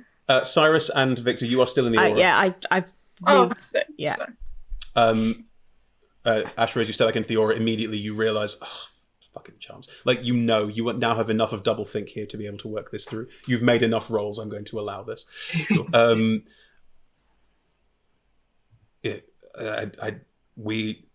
We have nowhere to go. There's nowhere we can go outside of here. And frankly, you shouldn't be here, but I understand in this scenario. Are those of you who have eaten it able to resist the effects? I have a sort of, my God grants me the ability to help other people resist charms. You are a holy warrior. I understand. That's it. Literally like, yup, and doesn't even question. Prosp'rus is like, no one's ever called me a holy warrior before, and I quite like it, actually. The rest of your compatriots, I assume there were more and are also affected. Well, we sort of left them behind. There's not much you can do for them now. They will be beneath the ice already. Well, I suppose we need to go fetch them then. We need to find a way to resist this. Yes, cure first, then fetch. Yes, we came here looking for answers. We need to speak to one of your priests. So, I understand it's dangerous. dangerous mission to go fetch the priest, then dangerous mission to go beneath the ice to cure everybody. This all sounds great. What's the problem? Right. You're really catching the tone, Prosp'rus. I feel like Prosp'rus is on an entirely different adventure to everyone else. Iollas is going to look around. You're traveling. Would it be wise for you to head in and find this priest if I give you direction, or I can travel with you? Or maybe these people, they are not, just as the people on the Hadrosaurback, they are not all warriors. Maybe it makes sense for us to have a smaller camp here and look after some of those that might struggle to travel in this space, looking rather pointedly at Aspen. How far away is the priest likely to be? Sorry. I'm going to say the two of you are quite involved in your conversation, Ivy, and no, unless specifically. Sorry, Red, you were saying? Milk? How far away is the priest? How? I don't know. I know where they went. They went deeper into Koliar. There is a space deeper in that is holy to us, and the priest would have gone there for guidance. It is holy to Tempos. Are we thinking hours, days, weeks? A couple of hours. It is not far. This is not a large space. Would it be So we okay could- for us to go there? Under the circumstances, I think it would be wiser if you can help everyone. I think it would be wiser. It is dangerous. This whole space is incredibly dangerous. I've lived here for many years, and I can give you some warning, but if I stay here with these people, I do not want to take them further in, even on the outskirts. Being attacked by the large ones, pointing at the T-Rex and the Triceratops, is rare. I think something is riling them as well. I mean, setting up a camp sounds good. I admit I would prefer to rest if we're going to do something dangerous. God, yes, I'm exhausted. Then I will happily stay here with those that should not travel, and also run interference if any of my people, points at Kenner, if people from our tribe decide to come looking and offering help in the form of food. Yes. If answers lie below, that's where we must go. And I look pointedly to my feet to show that I'm standing inside of Prosp'rus's aura. And yes, this is me talking and not the coup making me say, let's go down. Are you all going to make camp with these members of the nomadic tribe? And then are some of you, but not all, going to go off? We can talk about that in a second. Roleplay, obviously. Can we long rest first? Long rest? You want a long rest? Ooh. Yes, I would like a long rest. All right. Yeah. Then let's If say... we're going somewhere dangerous, we should long Two rest chunky first. I have encounters, yeah. barely any spell slots Then left. let's say you all set up a camp just inside the mouth of Koliar, of where this jungle forest space, you don't know a lot about it yet, but where this space opens out of the way, so you are off to one side. You can make camp. You can even do a tiny hut if you want, but there will be a lot of people that won't fit in it, so it might be politic not to, but it's up to you how you handle that. I think I'll set one up because everyone else can come and go except me. Oh, I see. So unless I'm absolutely convinced it will offend them, then that. But anyway, No. I can only 9 other people can come and go, but those who are in are not locked in. They can... Well, we can work out numbers in a second anyway, because we need to take a break. So as you all start to set up camp just inside Koliar, which we'll get to more detail on what it is and how it works in a minute, that's where we'll take our break and come back as we set up camp, long rest, and maybe venture deeper inside the jungle beneath the ice. Thank you, everyone. Join us in about 5:10 while we take a break, and we'll see you shortly. Bye.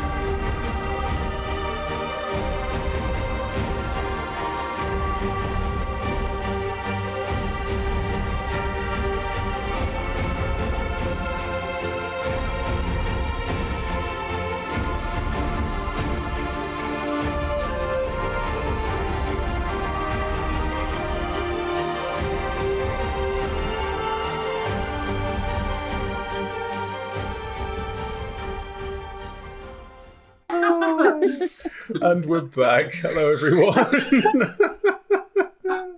Excellent. So, you were all setting up camp in the mouth of... the word that has been used by Yolis was Koliar. You're welcome to use it. That is perfectly fine. In the mouth of this, where the ice becomes jungle, basically. And as you start to settle down, start to work out how you're going to create a camp and things like that, you do all notice a couple of things about this space I'd like to share with you before we get into too much detail about what happens next. The ground underfoot is a very strange texture. If you sort of scuff your foot a little bit, it's got a strange blacky, almost grey sort of colour scheme.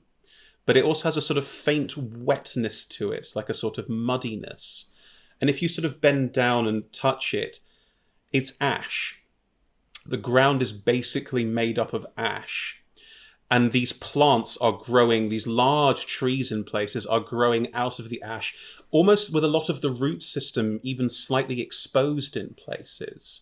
Almost like these plants are sort of clawing on to these sort of mounds of ash that you are around, with the ice and snow around you clearly creating a very damp, wet, almost foggy environment to this space as constant melting of ice and snow. So underneath, the ground is basically ashy mud. And as you start stepping into it, you can see that a lot of these trees, nothing is touching. The walls of this space in places are still patches of pure ice, which are weeping water. There's almost sort of a constant like drip feel to this whole space. And looking up, the ice over the top of this is very thin in places or is open to the elements. But where snow is breaking through and falling in, it is all clearly melting before it hits the ground and turning into almost a faint, constant light rain, either coming off the walls, dripping from the ceiling, or the snow melting as it comes through. It's beautiful is a strong word. It's what's that word? Like, there's a sublimeness to it, this sort of a strange, if alienness to it, but it is a remarkable, odd space that you have found yourselves in. Yolis is with the 4 remaining members of his tribe, is setting up camp, and they're putting down some basic tents and starting what looks like trying to find some wood to start a fire and that sort of thing. What are the rest of you doing as you set up camp? I would like dinosaur tooth, please. Well, the T-Rex is right there. Do you want to, like... I'll just get assume I have a knife of some description. You have a sword that you never use, remember? I do have a sword that I never use. That might be more unwieldy to, like, dig a tooth out, but somehow we'll get 2 teeth. Roll me a medicine check. Oh dear. Can I get Aspen to help me? Of course you can. Thank you. I will also in return give her one of the teeth. Mm-hmm. Just help me and then I'll keep both of them. That's 13 and 14. So, I have better medicine than I thought. So 16 and 17. So 17. Yes, of course. 17. Using your sword and with Aspen's help, you start to, like, the big teeth on the T-Rex are, like, I don't know what you're planning on doing with these teeth, but the size of a forearm, like, they're huge. If you go around the side of the mouth, there are some smaller ones around the side that are still very sharp and very pointy, and have a weird, like, one edge is slightly serrated. Like, these are built for biting and tearing. So you can remove 2 of these teeth. It takes you a bit of time, but you can start to pick them out. What are you doing with them? Possibly turning them into daggers. Okay, well, you have them on you now. You've got these 2 teeth.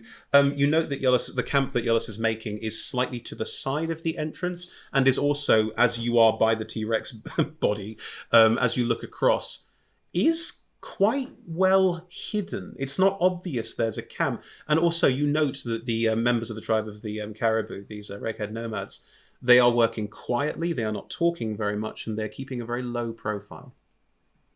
Impressive. What's everyone else doing? I'm going to turn around to Viktor, Ashra, and Cyrus and go, right, Kenna and I are going to go have a chat. You're welcome to sit 10 feet away behind a tree, but we're going to be on the other side of the 10 feet having a quiet conversation, which I expect none of you to listen to. I can survive a few minutes in your absence. I'll be setting up the hut, so do be back in 10 minutes or so. Cyrus looks a bit worried and is looking at Viktor and looking at Ashra, and then sort of scrunches up a bit of courage and Miss Beckett, how are you gonna do that? Because when I'm not close to Prosp'rus, I feel like I don't feel like me. We'll stay in her bite. We'll hide behind a tree. We won't listen, but we'll stay in her bite. Yeah, it's fine. We could, but do you have a method or something? Like are you found a way through this?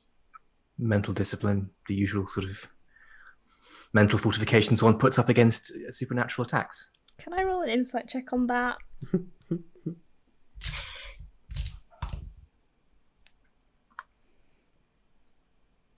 It's a 21. It's just how Ashra thinks of it. It's not anything actually supernatural, and it's not a magical ability of mine. It's just like practice distancing from those kind of thoughts and kind of doing there. It's nothing special. It's just a rationalization of how she's able to defend against it. Sorry, I was going to keep talking to you then. Could you help me do the same? Well, it takes... Yes, I can try and help you. You could write him a note as well. A note helps. It is one of the core exercises. Then Cyrus is going to go, right then, and steps away from Prosp'rus and sort of steps near Ashra and is going to sort of like stand there, arms crossed, and like definitely concentrating, but nothing's happened yet. You don't need to look constipated, Cyrus. Oh, sorry. Gonna grab Kenna's hand and take advantage of this brief respite from other people. You can move away, and Cyrus is not going to follow you. Cyrus is going to, and as Ashra, you're still there. Viktor, if you're staying, you'll notice well. As Prosp'rus moves away and the aura moves away, Cyrus does have a moment of...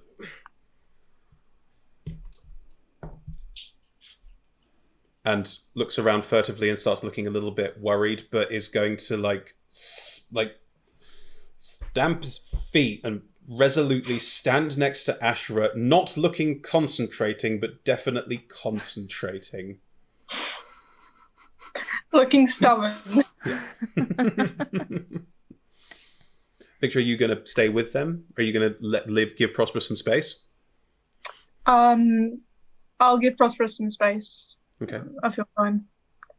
As Prosp'rus moves away, you do have in your mind, again, just that feeling that we've talked about before, that sense of maybe I should go and, if we're making camp here, we could just go and make camp over with the others, and hey, they're going below the glacier and that sounds like they've got a good plan about what's going on here. You are, again, much like Ashra, you are managing to separate out these thoughts and pass this idea that you are being charmed, but you have the ability to hold off here. You two have both spoken about this enough and worked your way through it enough, but it is unnerving how you can feel how easy it would be to just step away.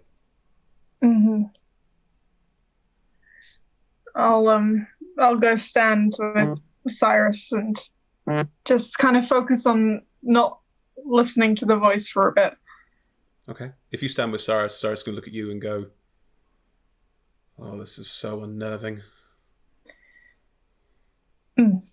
Yeah. But, we'll fix it. What are we gonna do, right? Okay. Let's just stay up here for a bit. Did you bring any playing cards? I think Aspen brought the chess set. Great. Perfect. We'll do that later. Ashra, are you willing? As well as can be expected. Not on peak form, but in control. I can try and teach you the techniques if you prefer, but they may not help you. I'm all right. Very well. You were stepping away with Kenna, Prosp'rus. Yeah. Gonna go way more than 10 feet away. This is great. Well, what's up? Oh, I want to say thank you for bringing us here. And he didn't want to, necessarily. You know how they spoke to me before they spoke to you? Yeah, I couldn't understand them though. They were just being shitty to you. I understood that much. They told me that exiles shouldn't return and that this space would offer me no... I don't know the word. Reward? Hospitality? Maybe the Comfort? second one, I don't know. Maybe the third. Comfort, yes. Well, they sound pleasant. I understand. I think the chap with Ashra made this Iolus realize that desperate times and all that, but yeah. If it helps, I don't think we're ever coming back. I'm really worried about this idea of traveling with you, Prosp'rus. In the future or now? I don't know. You see danger and you charge into it, and that's amazing. You're amazing. I want to charge with you, and I can't stand next to you. It's difficult.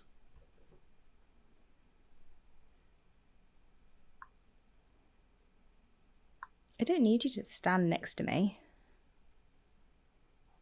No, but I need to stand next to you. Okay, I understand that. Yeah.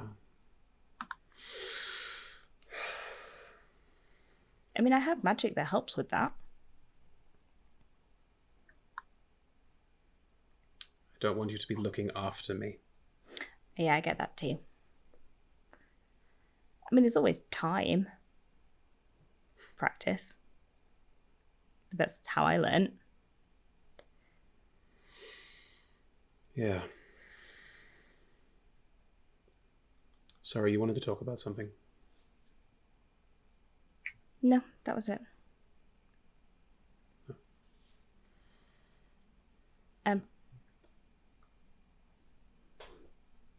I like having you next to me. I just, it's kind of terrifying when a T-Rex tries to eat you.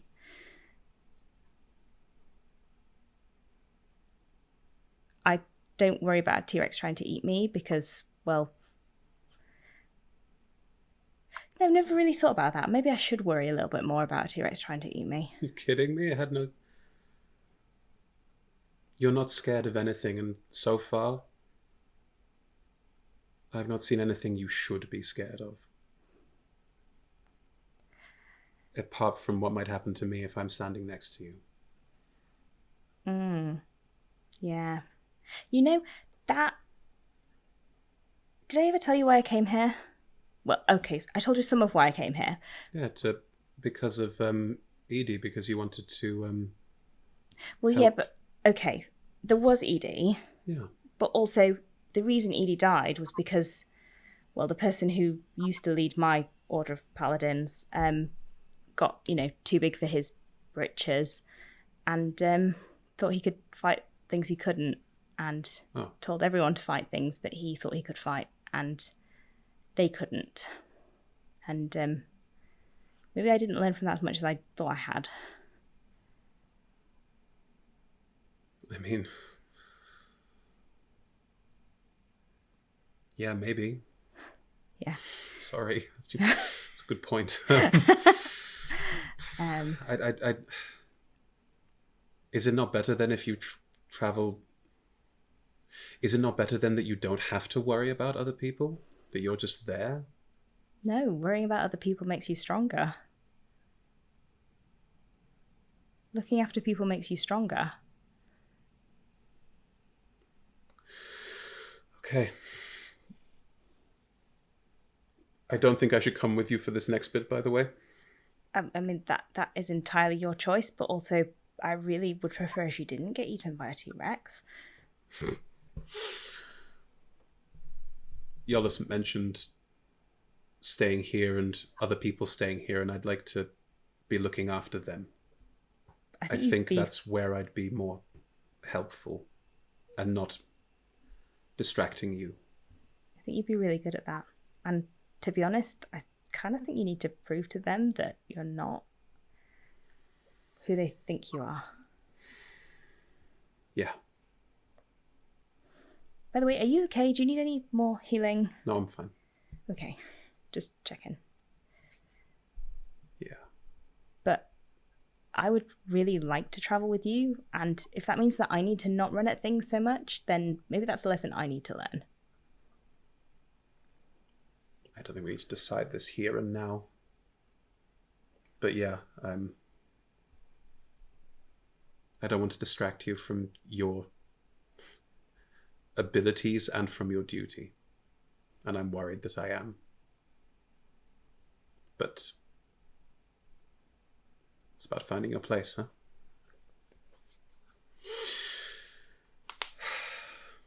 We'll find it. Each of us. Yeah. I Right. should probably go make sure that Cyrus hasn't, bolted. Yeah. Yeah, I'm distracting you again. You're not distracting me. Okay.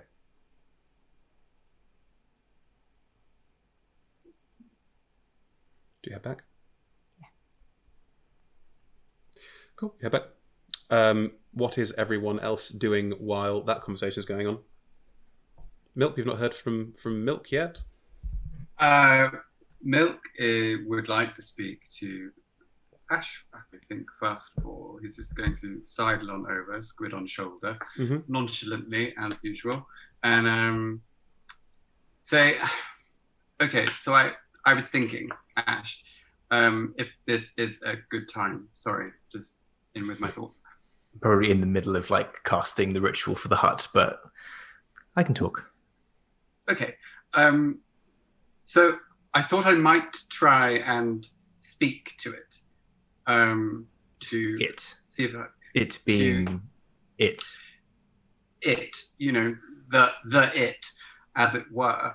And I'm just, well, I'm a little bit, there is a chance, not an unreasonable one, that I don't know what would happen, basically. And I'm not sure it's a good idea. I don't know. What do you think? What do you hope to gain from this? You trying to reason with it? Trying to... No, well, at the moment, I'd like to understand it more. I want to know what it wants, what it's trying to achieve. There might be a way that we can undo what it's doing to the people involved, or indeed, I don't know, it's impossible to know. But without communication, we are ignorant. We came here for answers.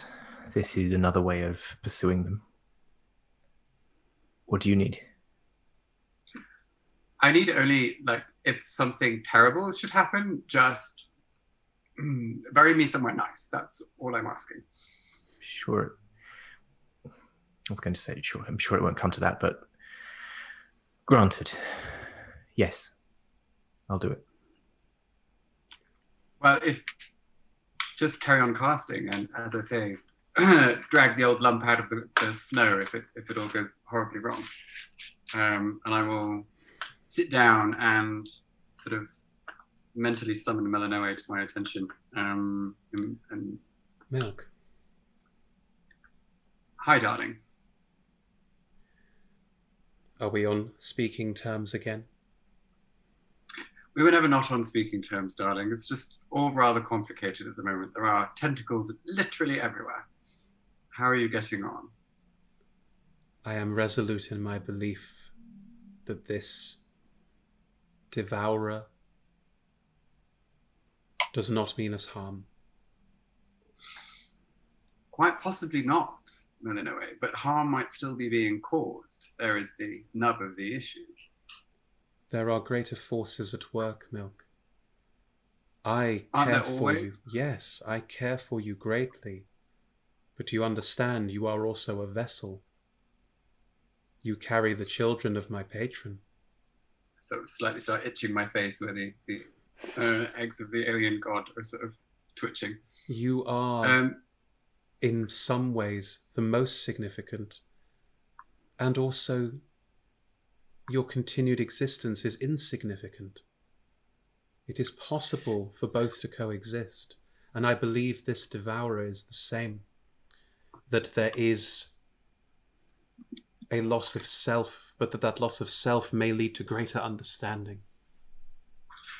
Possibly so, but I'm not sure you can grasp the point. But when you wake up one morning to find yourself with the eggs of an alien god nested where your left eye used to be, you somehow develop quite an attachment to what's left of you in terms of your independence.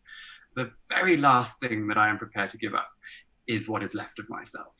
Can you understand that? I can. Your individuality is important, and this creature threatens that individuality. Thus, you are apprehensive. You are planning on communing with it. Yes. Maybe then you will see. Perhaps so. Or perhaps I'll lose my mind, but I'm not afraid to bet, simply to surrender. Then I will be with you every step of the way. Thank you. Fingers, tentacles, crossed, I guess. Two of the tentacles do sort of cross over and intertwine with each other and tense a little. So I'm going to make an intelligence saving throw. Do you want to wait until Is that Prosp'rus is back? I don't know, do I? Or as you Props. You'd then, yeah. you'd get a +5. Oh, God, yes. God, yes. Cool. It's quite high. It's 15. It is a high DC, yeah. Cool. So as Prosp'rus walks back into camp and you just get within the Paladin aura, because otherwise, would you like to cast Contact Other Plane? Hesitantly. Okay. In which case you reach into the recesses of your mind, and you're reaching out to the Devourer specifically, yes? You're trying to make contact. Yes, absolutely. Excellent. Is that the intelligence? Hey! I rolled a 15 plus 0 plus 5. So dirty 20. Good to know. Okay. You reach out with your mind, and you are telepathic. You have the ability to reach out with your mind. You've done this before, and you know how to do it. You've probably tried to commune with the thing that sired the creatures living in your face for probably some time, and you never quite managed to break through this idea of speaking to something that is just beyond reality, beyond this semblance of reality, because you know as well as anyone that this reality that you're in is another semblance as much as any other reality is. It's all just illusions upon illusions, really. But because you have a locus nearby of this same sort of energy, you can, instead of reaching out to something ephemeral, something that you struggle to grasp, this presence is pervasive. This constant low-level psionic hum you've had since you went down into the caves under Camp Howell, and is now pretty much persistent. You reach out mentally, and you feel a clarity, you feel a connection, you feel like you have found a conduit in your mind, if nowhere else, to it.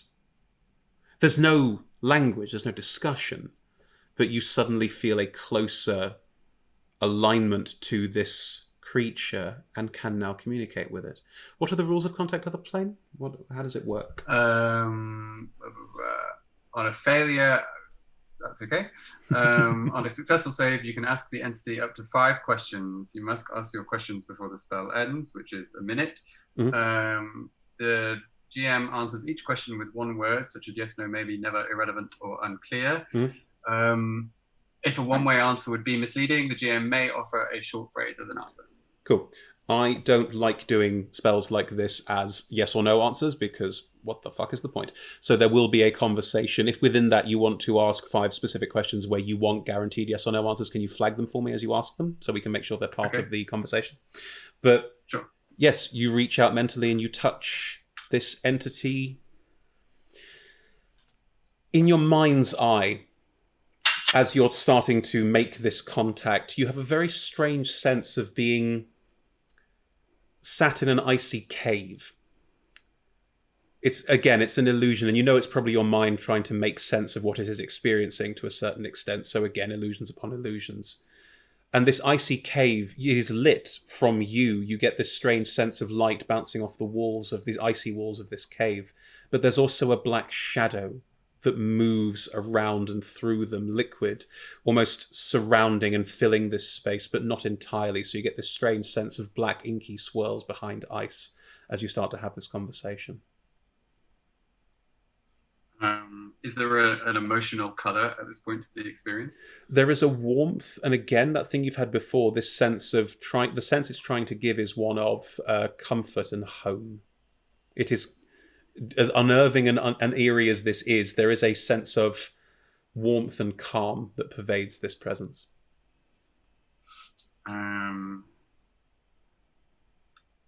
I'll make sure it's listening by whatever means, and then I will say, ask it where it's from. Where are you from?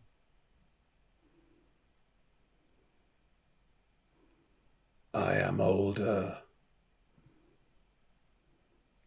and younger than I have the ability to help you understand. I am not from here, but I am a part of it, and it is a part of me.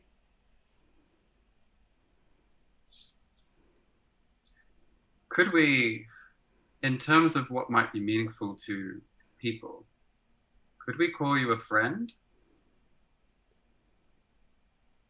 I desire friends. I want friends. Friends help me do what I cannot achieve on my own. Friends will allow me to make more friends. And together we can all work to better understanding.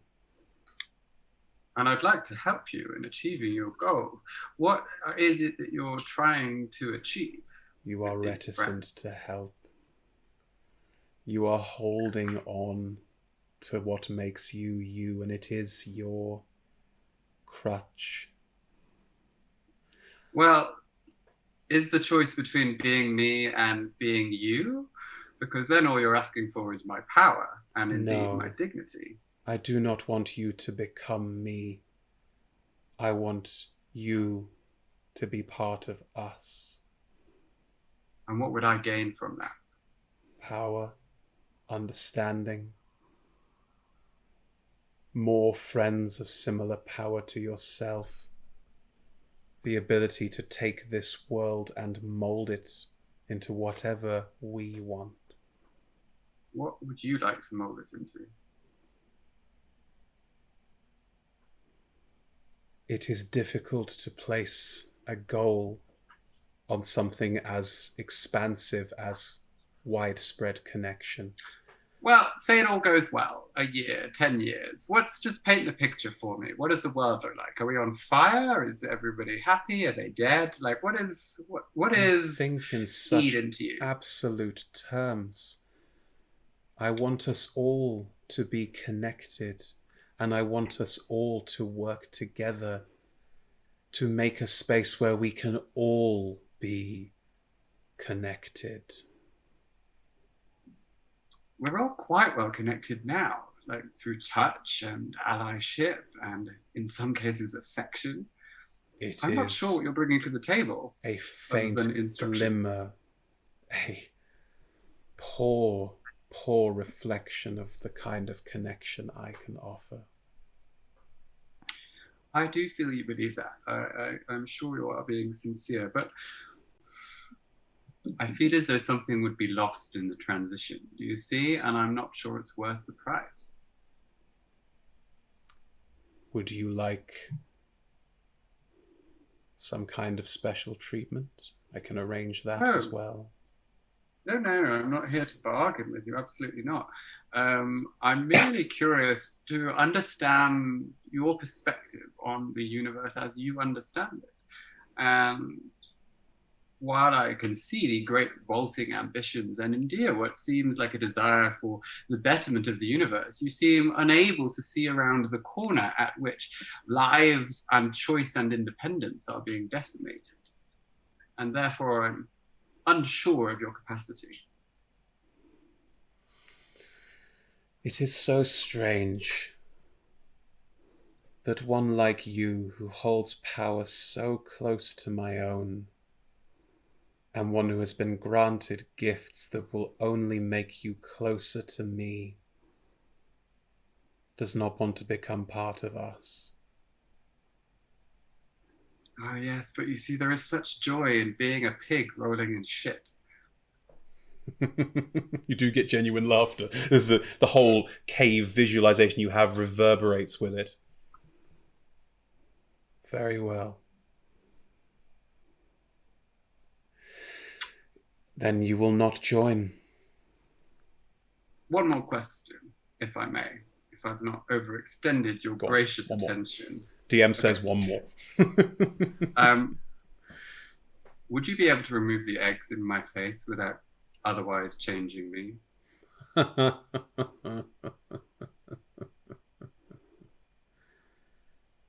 Yes. Thank you. Whatever. If I had a phone, I'd hang up. I think with that, the connections start.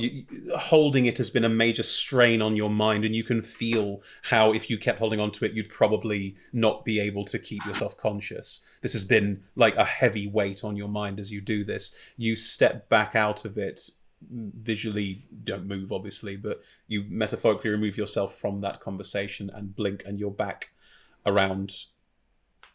Like barely any time has passed, maybe 10 seconds. Am I dead? Am I dead? Are we all dead? Is that what happened?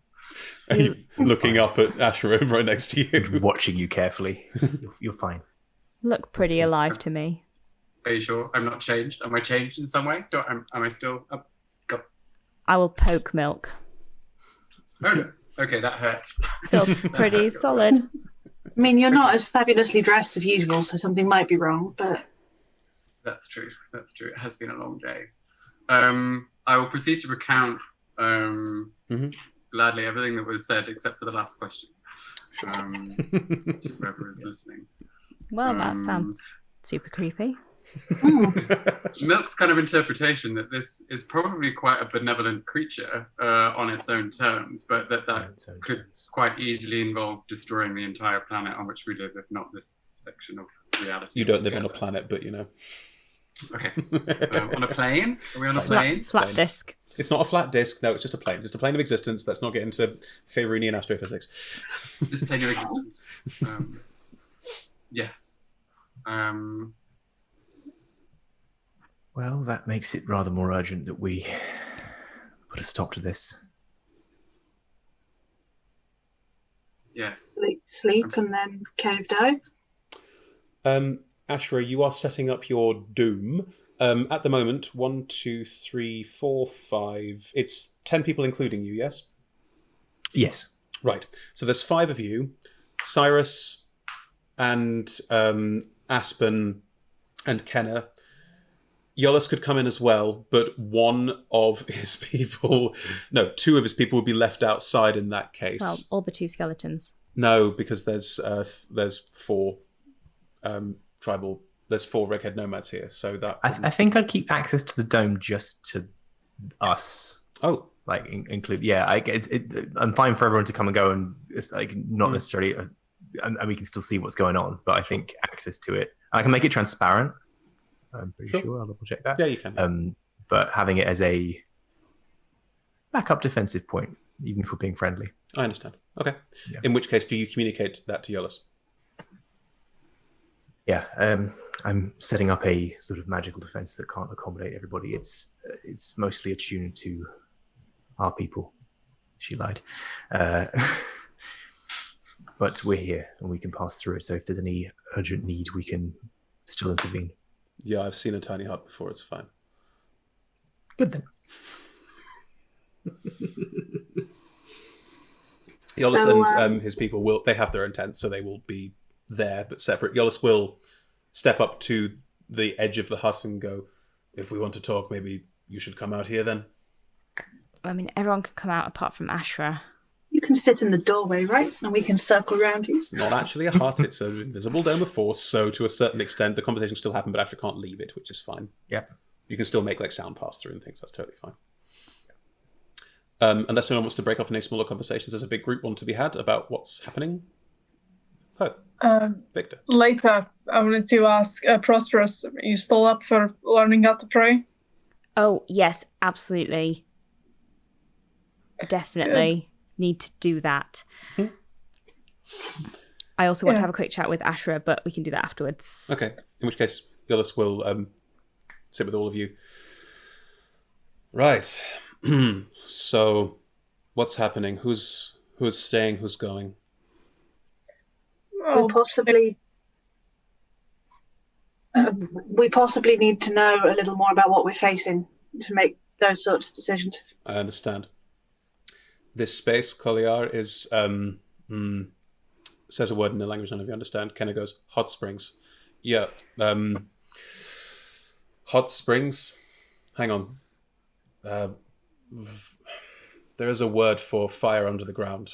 Lava. Thank you. Lava. This space is lava. The floor is lava. Sorry, inappropriate. I'm so sorry.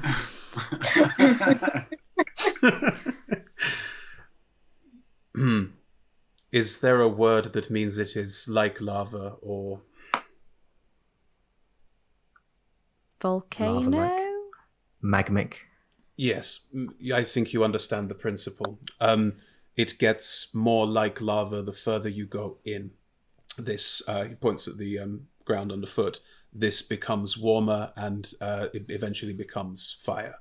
Lava.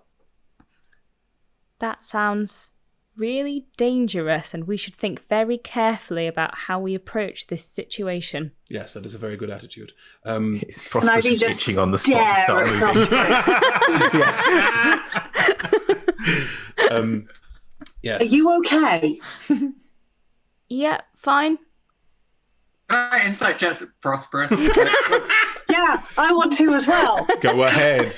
Because I'm worried that you're charmed or something. 22, Prosp'rus. Something's 9. Something's happened. Something's happened to Prosp'rus.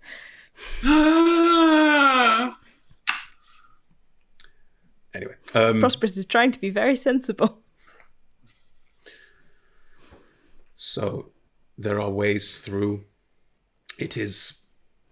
There is a point at the very end of this space where it becomes entirely lava, and there is a hole that looks like a mouth. We call it the mouth of Tempos. Tempos is our god. You're all basically aware of that. It is inventive, snappy. It is where our priest would go to speak to Tempos directly in times of need, and I believe that is where they have gone. If they are not back, it means they are stuck, trapped, or dead.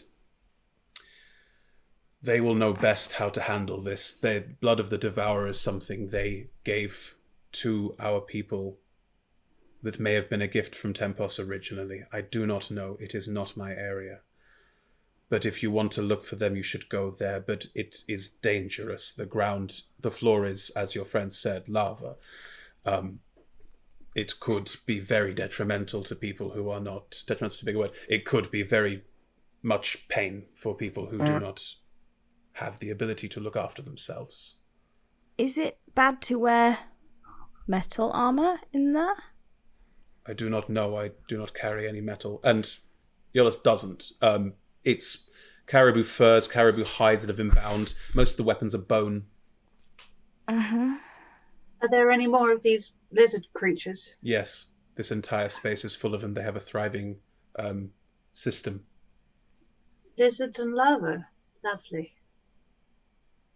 Yes, it all sounds incredibly dangerous. It is.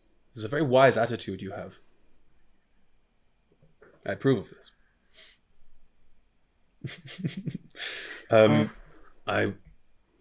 I can stay here and look after people who should not travel in this space. Again, there's a very pointed look at Aspid. He is not trying to hide. Not going to help anything. He's not trying to hide the fact that there's a, frankly, young person here who might be in danger. Aspin's going to look at you, Ivan, and go, hang on, what's going on? Do you want to have this conversation now or later when it's just us? Yeah. This is back down. I think, Kenna, did you have a preference? I don't want to be a distraction to any of you. Looking at Ivy, since that's the exact words that Ivy used not too long ago. Not about Kenna! Oh, if can I insight check that? Yeah, you can. Of course. I rolled a But also, 17. She's flimsy. I won't feel too guilty about that. I will start I'll point to glare at Ivy. Because of what I said, your partner might stay alive? Is this not a good You're not having this thing? conversation. So I think it's best if I stay here and help look after people who might need looking after. Looking also at her own people who are here, who are also non-combatants. You've seen, like, they were riding away and they were throwing some weaponry, but they are not experienced warriors by any stretch. Not the way Yolis is. Certainly not. Kenna have leather armor or hide armor? Or is it? No. Kenna came back up from the Icewind Dale. Kenna's wearing metal armor. Kenna's wearing a chain shirt. If I left my plate armor here with you, would you be able to look after it? You shouldn't leave your plate armor here with me. What if you get attacked? Well, I've got leather on underneath. I don't think it's wise. I don't want to get burnt in a volcano. You don't have any other armor, Em. DM to player, you don't have any other armor. You'd be unarmored or in plate. Those are your choices. Grand. Prosp'rus, I have magic that can protect you perhaps a little. Actually, I don't know how it compares to leather armor, but maybe It doesn't have leather armor. Leather's underneath and not leather armor. That's not how that works. Yeah. You can have an AC of 13 if you want, him. That is what George is offering. Because you don't have a dex mod. Does it, based on my knowledge of geology and volcanology, does it sound a reasonably good idea to leave that kind of armor behind or not? Roll me an intelligence check. Sure thing. That is a 23. Even heavy plate armor would take a while to heat up. You get the sense that it might be the kind of thing of, if you fell in lava wearing plate, that would be super bad. If you fell in lava wearing no plate, that would also be super bad. Like, it's from a game perspective, what it would be is things like rolling with disadvantage on exhaustion checks, for example. It wouldn't be, your armor is now welded to your skin. Like, it's not that hot. It wouldn't be that bad. Okay, so don't fall in the lava is what you're saying. Yes, I am. Prosp'rus, does your armor have cut points, straps, anything else that we could, in advance, acknowledge so that we can get it off you if required in an exigent situation? Well, yes, but I mean, I'm happy to lose all of it apart from these bits. These bits are important. Noted. The braces are notably different colour and smaller. I think it will be better to bring your armor. It will offer some protection, and you should have enough notice if it's going to be a problem. Okay. Cool. As you say, we can be prepared. So, I will stay here with, points to Kenna and says a word in their language, and Kenna stares evils. Did you say the nasty word? I will punch you. And I'm still wearing my plate armor. Yolis stands up and squares up to you a little bit. I don't know you. I don't know you either, but you're being rude to Kenna. She decided to leave. That's not a good reason to be rude to her. Do you understand what deciding to leave means to our people? We are small. We work together. We have an honor code that binds us to each other. Yeah, well, saying things like that to her isn't going to make her want to come back, is it? I don't want her to come back. She left. I She is no longer part of the tribe. Your logic is really infallible. You don't understand. Well, I understand why she wanted to leave you lot behind. We're getting off topic. Is anyone else staying? I'd like to look at Cyrus and say, are you going to be okay? Like, without Prosp'rus? I don't know. I don't know what the best thing to do is. Cyrus is looking a little bit like wants to stay, wants to help, wants to join in, but also is worried about how he's going to feel. Is there anything you can give me that will make me feel anything? Either of you, looking at Ashra, any of you two can do to give me to like help with this at all? Only advice. I mean, you could give me a note. I could show you how to meditate. Sure. Anything to try. Okay. How long are we likely to be gone? That's a slightly out of game question, or in game. If you ask go, the space is not large. You will traverse it in a couple of hours. Oh, then I'll turn to Cyrus and say, I could attempt to convince you to stay here and be safe for the next 8 hours. If you're worried about other people's instructions. You could, do the same thing the voice in my head is doing, but tell me to stay here? Yeah, be safe and stay out of harm's way until we get back. Do it. Great. I will cast suggestion. Can you add a kind of and not be worried clause? Like a happy feelings bit? Cyrus, yeah. Stay here, look after yourself, feel good while doing it. We'll be back. Have you cast suggestion? Yes. Cool. Cyrus, step 10 feet. Cyrus chooses to fail the save. You can always choose to fail the save. He has to step 10 feet away first, otherwise he won't be making a save. You cannot be charmed while you're within 10 feet of me. Hell. Yeah. I think we know that, and Cyrus would step out, be fine. Right.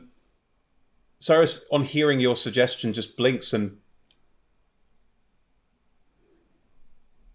we should have done that days ago. And just sits back, and you can see that just relief just washing over him, just this sense of thank you. No problem. I'll guard the others. We'll be back before you know it. Aspen is looking at you, Ivy, with a kind of... Do you want to go for a walk? Yeah. Okay. You two walk off? Yeah. So, hear me out, because I'm going to say the wrong thing about 4 times before I land on actually the right thing. Ivy. Ivy. Yeah? I think I should stay here. Yeah, but I want you to come. I mean, no, you should. You should definitely stay. And I had a whole list of excellent, wonderful, brilliant reasons about how much help you could be and how brilliant you are. But that doesn't change the fact that I don't want to leave you behind. Kenneth said something really important back there about not being a distraction, which you said to me earlier as well. I was angry. You could never be... You were right. You were right.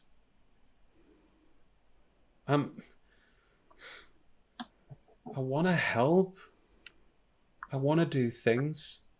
And then there was a fucking giant lizard that nearly ate you, and then Ashra turned into another one. And it was cool, wasn't it? Briefly.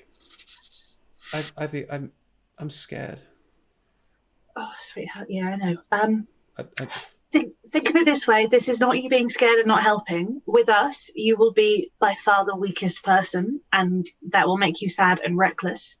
So not very helpful. Here, you will be the strongest, most trained person. You will be have responsibility. You'll be keeping people safe. Here, you are so much more of a help than you would be with us. I think Cyrus is better trained. Sure, yeah. I wouldn't I wouldn't bet against you any day unless you're fighting me. But you're not that stupid. No. Okay, but listen, what we're going to do is you are going to stay here. It's only a few hours. I will be back. If for some reason you choose to leave, you have to leave. Leave me that code that we planned months ago. Yeah. If you are forced to leave and leave me a note, then use the serrated edge of that tooth we just got. say that that was our signal, and if I see it written in serrated, then I will know that you didn't want to leave, okay? Gotcha. Okay. It's all going to be fun. You're not going to leave. I'm going to pop in, do some fire dancing, and like hit some lizards. And yeah. Ivy. Mm. What if you don't come back? I'm coming back. What if you don't? I'm coming back. We aren't discussing this. I'm coming back. Okay. But if I don't trust Prosp'rus, if they come back, trust Viktor if he comes back. If neither of them come back, trust Miss Beckett if she doesn't come back, and only then trust Milk. And you will follow them for as long as it is safe and wise to do so. You will find a life somewhere warm and happy, and you will reflect that your older sister tried to make up for all the shit she did.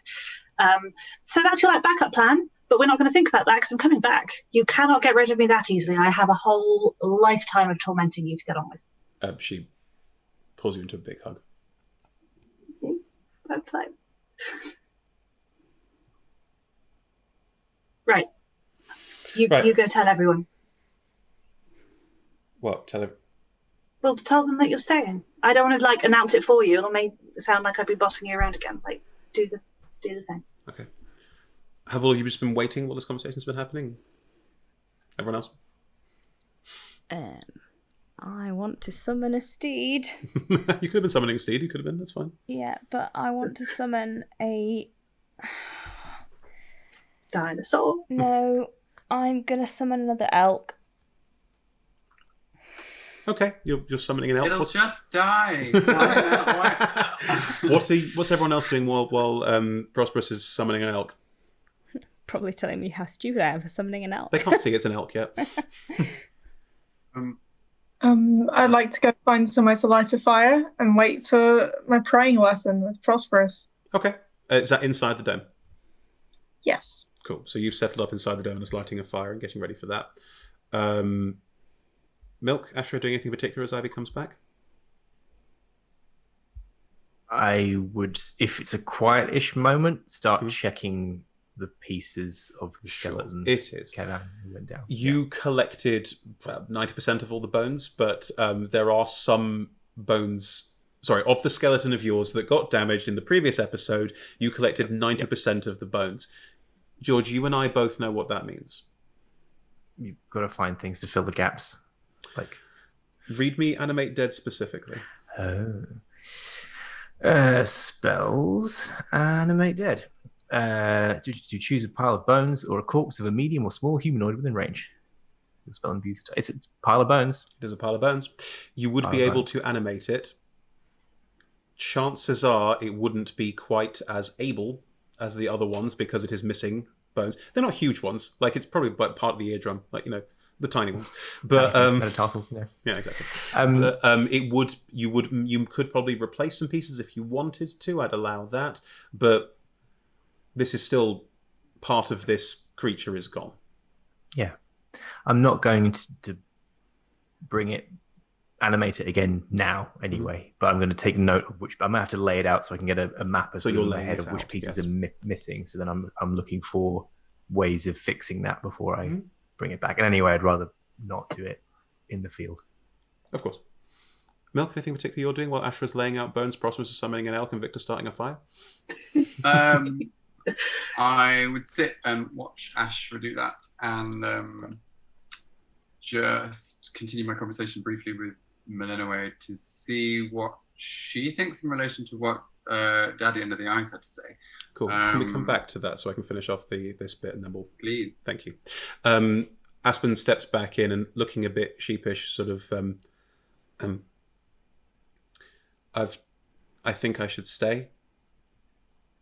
Ivy wanted me to come with, which was a terrible idea, and I told her it was a bad idea, but I've decided that it's better if I'm here and looking after everyone here, if that's okay with everyone. I think you'll do a fantastic job of looking after everyone. Cyrus, inside, probably sitting by the fire with Viktor, looks up and goes, yeah, you got to look after me, for starters.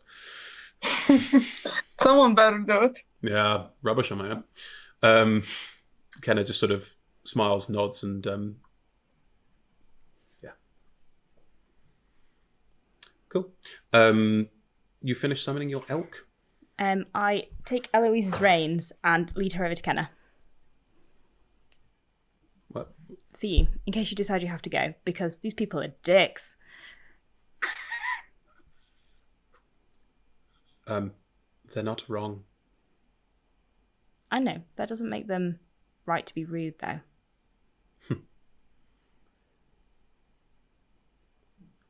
Prosp'rus, by leaving, I made it more likely that they would all die. If anyone in the tribe has died in the time that I have left, according to them, their blood is on my hands, because I didn't help the tribe. I think they're dicks too.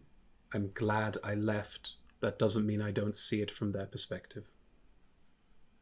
I don't want to say that their beliefs are wrong, but that sounds like a really restricted perspective on life. They choose to live here. Then they choose to live here. And if they died, that was their choice because they chose to live here. You leaving was your choice, but their deaths are not on your hands. I don't really think so either, but I don't want to tell them they're wrong. Well, no, you don't have to. I did. But anyway, have Eloise. Don't worry, if she dies, I can always resummon her. What do you... Oh, because she dies all the time. Okay, fine. That's fair. Hey, Eloise. Eloise gives a kind of like slight shake of the head. Salty elk. A salty elk, nope. But you know, she does understand you if you talk to her. But she's an elk. She's actually a fey spirit in the shape of an elk. Hey, Eloise. Just gonna leave that with you. Ken is looking at Eloise with a kind of like, I don't know what to talk to you about kind of face. Like, so the weather? Yeah. Gonna go find Viktor. Well, Victor's sat by the fire. Victor, how are you preparing the fire for your praying, for your prayer? Not extensively. I've got some incense and I do light a bit of that. But the thing Lyra needs in order to commune, though it hasn't working very well lately, is light. Yes. Lyra likes light. Lyra likes warmth, both of which have been hard to come by lately. Mm-hmm. But yeah, so always, whether I prefer a fireplace, I have used a candle when I've needed to, but you can make a fire here. There's lots of wood you could use. It is all wet, so it'd be more smoke than fire, but frankly, it's still fire. Sorry, I misunderstood the question. Yes, that. I have it in the box, which I imagine is being used. Maybe some like, yeah. If it's getting really hot, I've got an old blanket. I just use like strips of that to kind of get a fire going. Yeah, you can. And you start the fire. Prosp'rus comes over and joins you. Cyrus is already there. Right. Cyrus, do you want to stick around for this? I'm just gonna sit here by the fire if that's all right with you. Of course. All of the charms go. I'm gonna go. Gets up, gets their feet away, clears out again. So you told me that your method of showing devotion is much more actiony. Yeah, I brought some seeds just in case. There's some flower seeds. Right, excellent start. Let's put down the seeds. That's yeah, we could put them into the ground and then maybe they'll grow. Oh no. Try when you farm and when you fight your patron, do you feel them? Sometimes. Okay. So when we sit here by the fire, I want you to try and find that bit of connection in your head and focus on that and nothing else. Shut your eyes if it helps.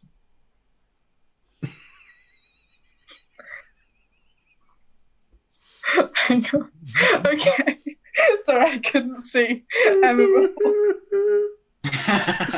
Okay.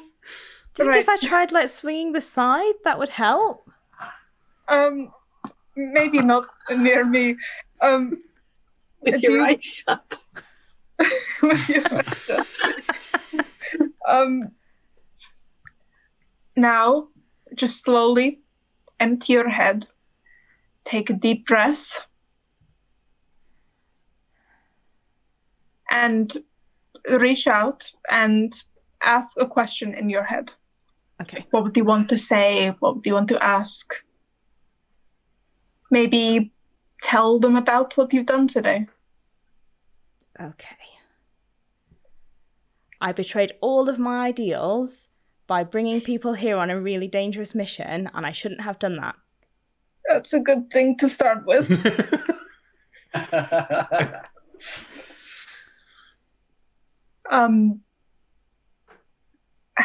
Has your patron ever spoken to you before?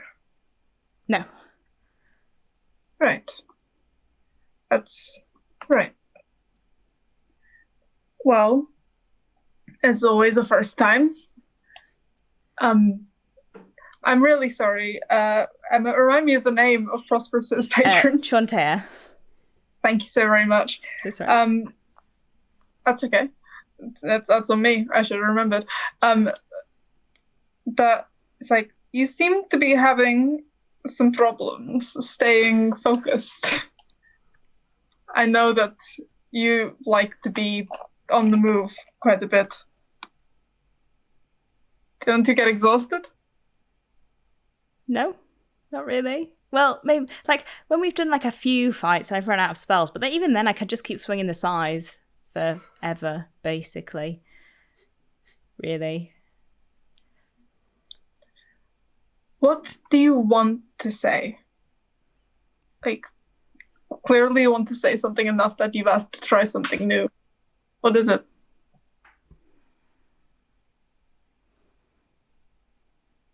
I guess it's not so much something I want to say as something I want to hear. Like, that I'm doing the right thing, or that I'm not doing totally the wrong thing. Yeah. I think that there's no real answer to that. Not that I can give you, and I think it has to be something you know. I have no idea what the right thing to do is anymore. I'm just kind of playing it by ear. And I don't think that's necessarily a bad way to go about things. Do you think you're doing the right thing, Prosp'rus? Well, I thought I was doing the right thing, and then I realised I probably wasn't doing the right... Well, I was doing the right thing for me, but it probably wasn't the right thing for everyone else. Or at least I hadn't considered whether it was the right thing for everyone else. And maybe that made it the wrong thing because it was the right thing for me, but it was the wrong thing for other people. And then other people are going to be in danger, which is not what I do. I do making other people not be in danger. So that was a bad thing. But I'm supposed to do good things. So that was a bad thing. So it was a bad thing. So it was the wrong thing. It must have been the wrong thing. And I don't think you need a god to tell you that. So I can go plant these sunflower seeds now. Yeah, go ahead. That was really useful. Thanks, Viktor. Okay. Oh. Are you going off to plant seeds? Okay. I would like to stay by the fireplace and I'd like to cast Commune. Okay. And I do the same thing I do every night, which is I sit by the fire, I twist my ring around my finger, and I just list off the joys of the day, which, as usual, there's not many. I killed a T-Rex. That was actually quite cool. Yeah, and just usual, like, yeah. Cyrus is feeling a lot better. With some help from Milk. Never thought I'd say that. Where he's going to be safe, and that's good. I'm happy with that. That's all I've got for you. Anything you want to say? It's silent as always. Cool. Okay. Is the other voice still there? The other presence? No, it's just silent. Okay. As you're sat there in this silence, the silence that you're so used to it now that you're not expecting a response anymore. Mm-mm. You know you're going to get one. You're slightly worried you might get this horrible voice in your head going, "No, consume." Yeah. But that's not happened in a few days. You've managed to stay within Prosp'rus' aura, who is more than 10 feet away at this point. So, the worry's there, fairly. As you sit with this silence, the silence you've come just to, it's part of your worship now, is that Lyra doesn't really talk back anymore. A figure sits across the fire from you, comes and sits down, and you don't focus on them.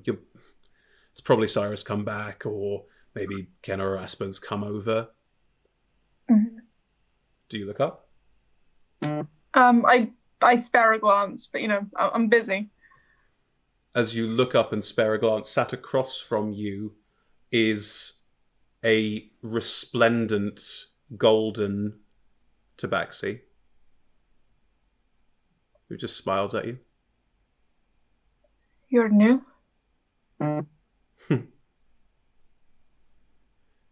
Can I help? I think, are you friends of... Sorry. My name's Viktor. My friends are probably more helpful. Can I help you? I don't know, can you? Do I recognize that voice? Yes.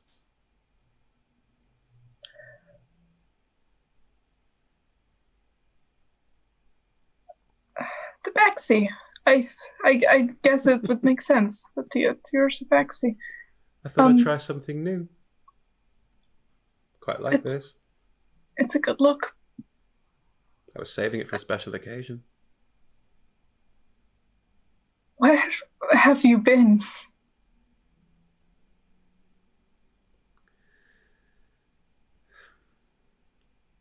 I can't. Yeah. I can't come to you if you're. I can't, and well, now I can. Yeah, that makes sense.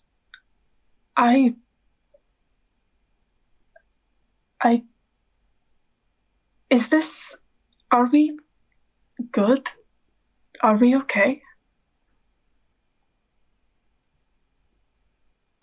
Is me now, what I'm doing, is this okay? I don't know. I have no idea. It's not what I do, is it? No, it's not. I am a hypocrite for asking, I know. Viktor. Stop.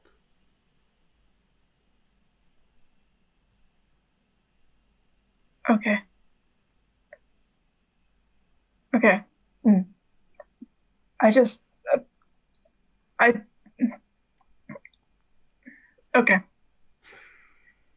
Do you not know what to say if it's not putting yourself down?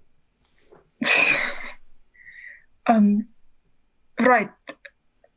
You're here. That's incredible. The voice, the other one, is that the Devourer? Yes.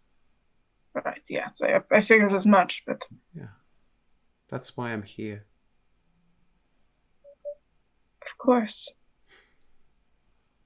Do you know what it wants to do? I do. And it's not good. No. It's not what I want. That's not what anyone wants, I think, apart from, the worst people. It's good enough for me. Viktor? Yeah? I'm here because you, and only you, can fix this. I don't know how to. You do. You do know how to. I think I used to know how to fix things. Now I just No. fucking ruin everything. No. You know, and you've always known. But the weight of the world is too heavy for one small cat.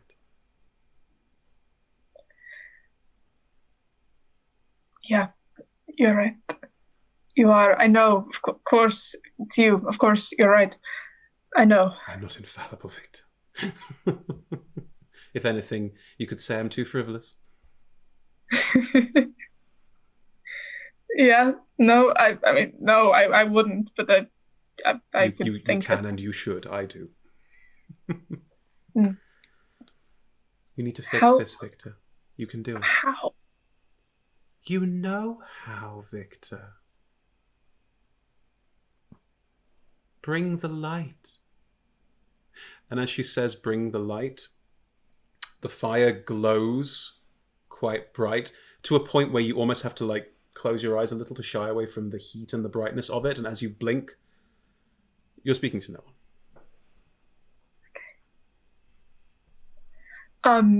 I'd like to go to my hip flask, the one that is still filled with the black goo, Mm-hmm. and I'd just like to fucking dump it into the fire. Sure. As you pour it into the fire, it does sort of plop, plop, like it sort of spatters into it, like it has to sort of be sort of squidged out. Yeah. It does. It burns. It just like it burns away. It doesn't like stick around. Like it definitely goes. Okay. As it goes, as you yeah. see it splattering into the fire, roll me a perception check. Okay. Perception. Oh, that's the one I'm good at. I'm still at disadvantage. Yeah, you're still exhausted. I- Still very sleepy. Oh, that's still good. That is, God, maths. 12 plus 7. 19. 19. 19. On Yeah. disadvantage. Perfect. Yeah. As the ooze hits the fire and as it burns, you notice something strange happening. Where it hits the fire, and you blink, and again, you swear that this isn't real. What you're seeing is not real. Where it hits the fire, and where the light of the fire plays across the black, oily ooziness of it, it seems to almost clarify. The blackness sifts out of it, and it goes this sort of quite unappetizing grey before it burns away and goes. And as you look at it, as you look at the light playing off it and this blackness being drawn out of it, you get a very strong sense, a word, a feeling of sunlight. And that feeling of sunlight pulling the darkness out of the ooze. Fire. Okay. Your Is- DM is- realizes that was a bit obtuse and goes, no, not fire. Okay. Sunlight, in No. particular. Sunlight is the real big turn of phrase that comes Sunlight, through. I thought might help, but in my head I was just like, fire is good. Fire is not good. No, no fire. Do I was not thinking the burn message people was with always, ooze. always boil your goo before eating it. That's Sunlight I is the just- important terminology there. I Sunlight just in wish particular. we had a character who could cast sunlight. That would be so helpful. Oh, Darn it. oh well. It's eternal night, everybody. Okay. We have two characters who can cast sunlight. Just I think one of them can cast it without actually hurting people who stand in the way of it. Yes. Anyone else doing anything before you long rest? Sorry. I'd Poe? like to talk. Oh, sorry. Oh no, I wasn't sure if that was a yes at me. I was like, oh, I'm not sure. If you want to Sorry, hold that there, that moment of like Victor's revelation to a certain extent, you can hold that I there. would like to very much so. Cool. Like that's good for me. Fantastic. Prosp'rus? I would like to talk to Ashra. You and Ashra are both in the dome. I like to go sit cross-legged across from Ashra, which is awkward because I'm wearing plate mail. Are you sat on the bones? I wouldn't sit I put on the the bones bones. Excuse me, clonk. Oh, sorry. Oh. I know that the bones are important. I'm not going to sit on top of Fine, them. Ash, just put the bones away. You're sat in front of Ashra. I sort of sit waiting for you to do something, but acknowledging you. Just quietly, not pointedly. I want to say sorry, mostly. What do you have to say sorry for? Well, I sort of persuaded you to come here because I thought it would be good fun, and that wasn't a good reason to do it. I was aware of some of your motivations. I think, I thought you also thought we'd get good information out here. That's why I agreed. Well, yes, that was some of it, but that wasn't the entire reason, and it wasn't a good enough reason. And it wasn't a good enough reason to put your life and everyone else's in danger. I think everyone sorry. here made their own decision.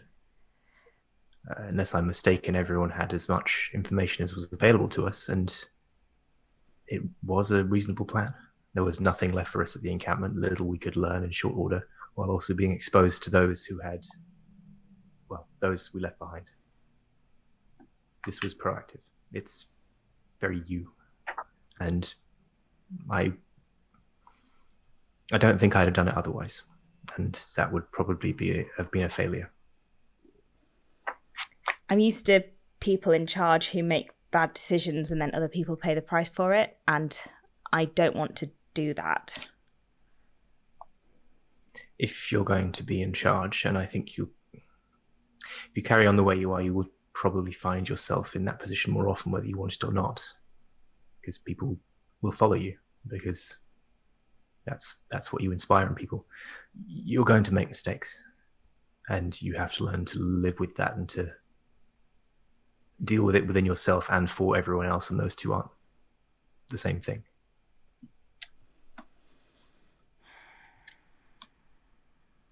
I think there's a difference between making a mistake and neglecting to think about other people. It's a kind of mistake. I guess it's a mistake this time. I'll be more careful next time. Again, I think everyone here made their own mind up, and we all have our own variations of the same reasons for being here. You can't take all that on yourself, even if you instigated it. And as I say, the impetus you provided was good. You make a good Tyrannosaurus Rex. Brief Tyrannosaurus Rex. I should talk to Milk about that at some point. It felt good. Might have reason to try it out again. Yes, it sounds like it. Sort of squaring up a little bit. Is that all bedding down before the long rest? Because we are very, very tight on time. Lovely. Thank you, everybody.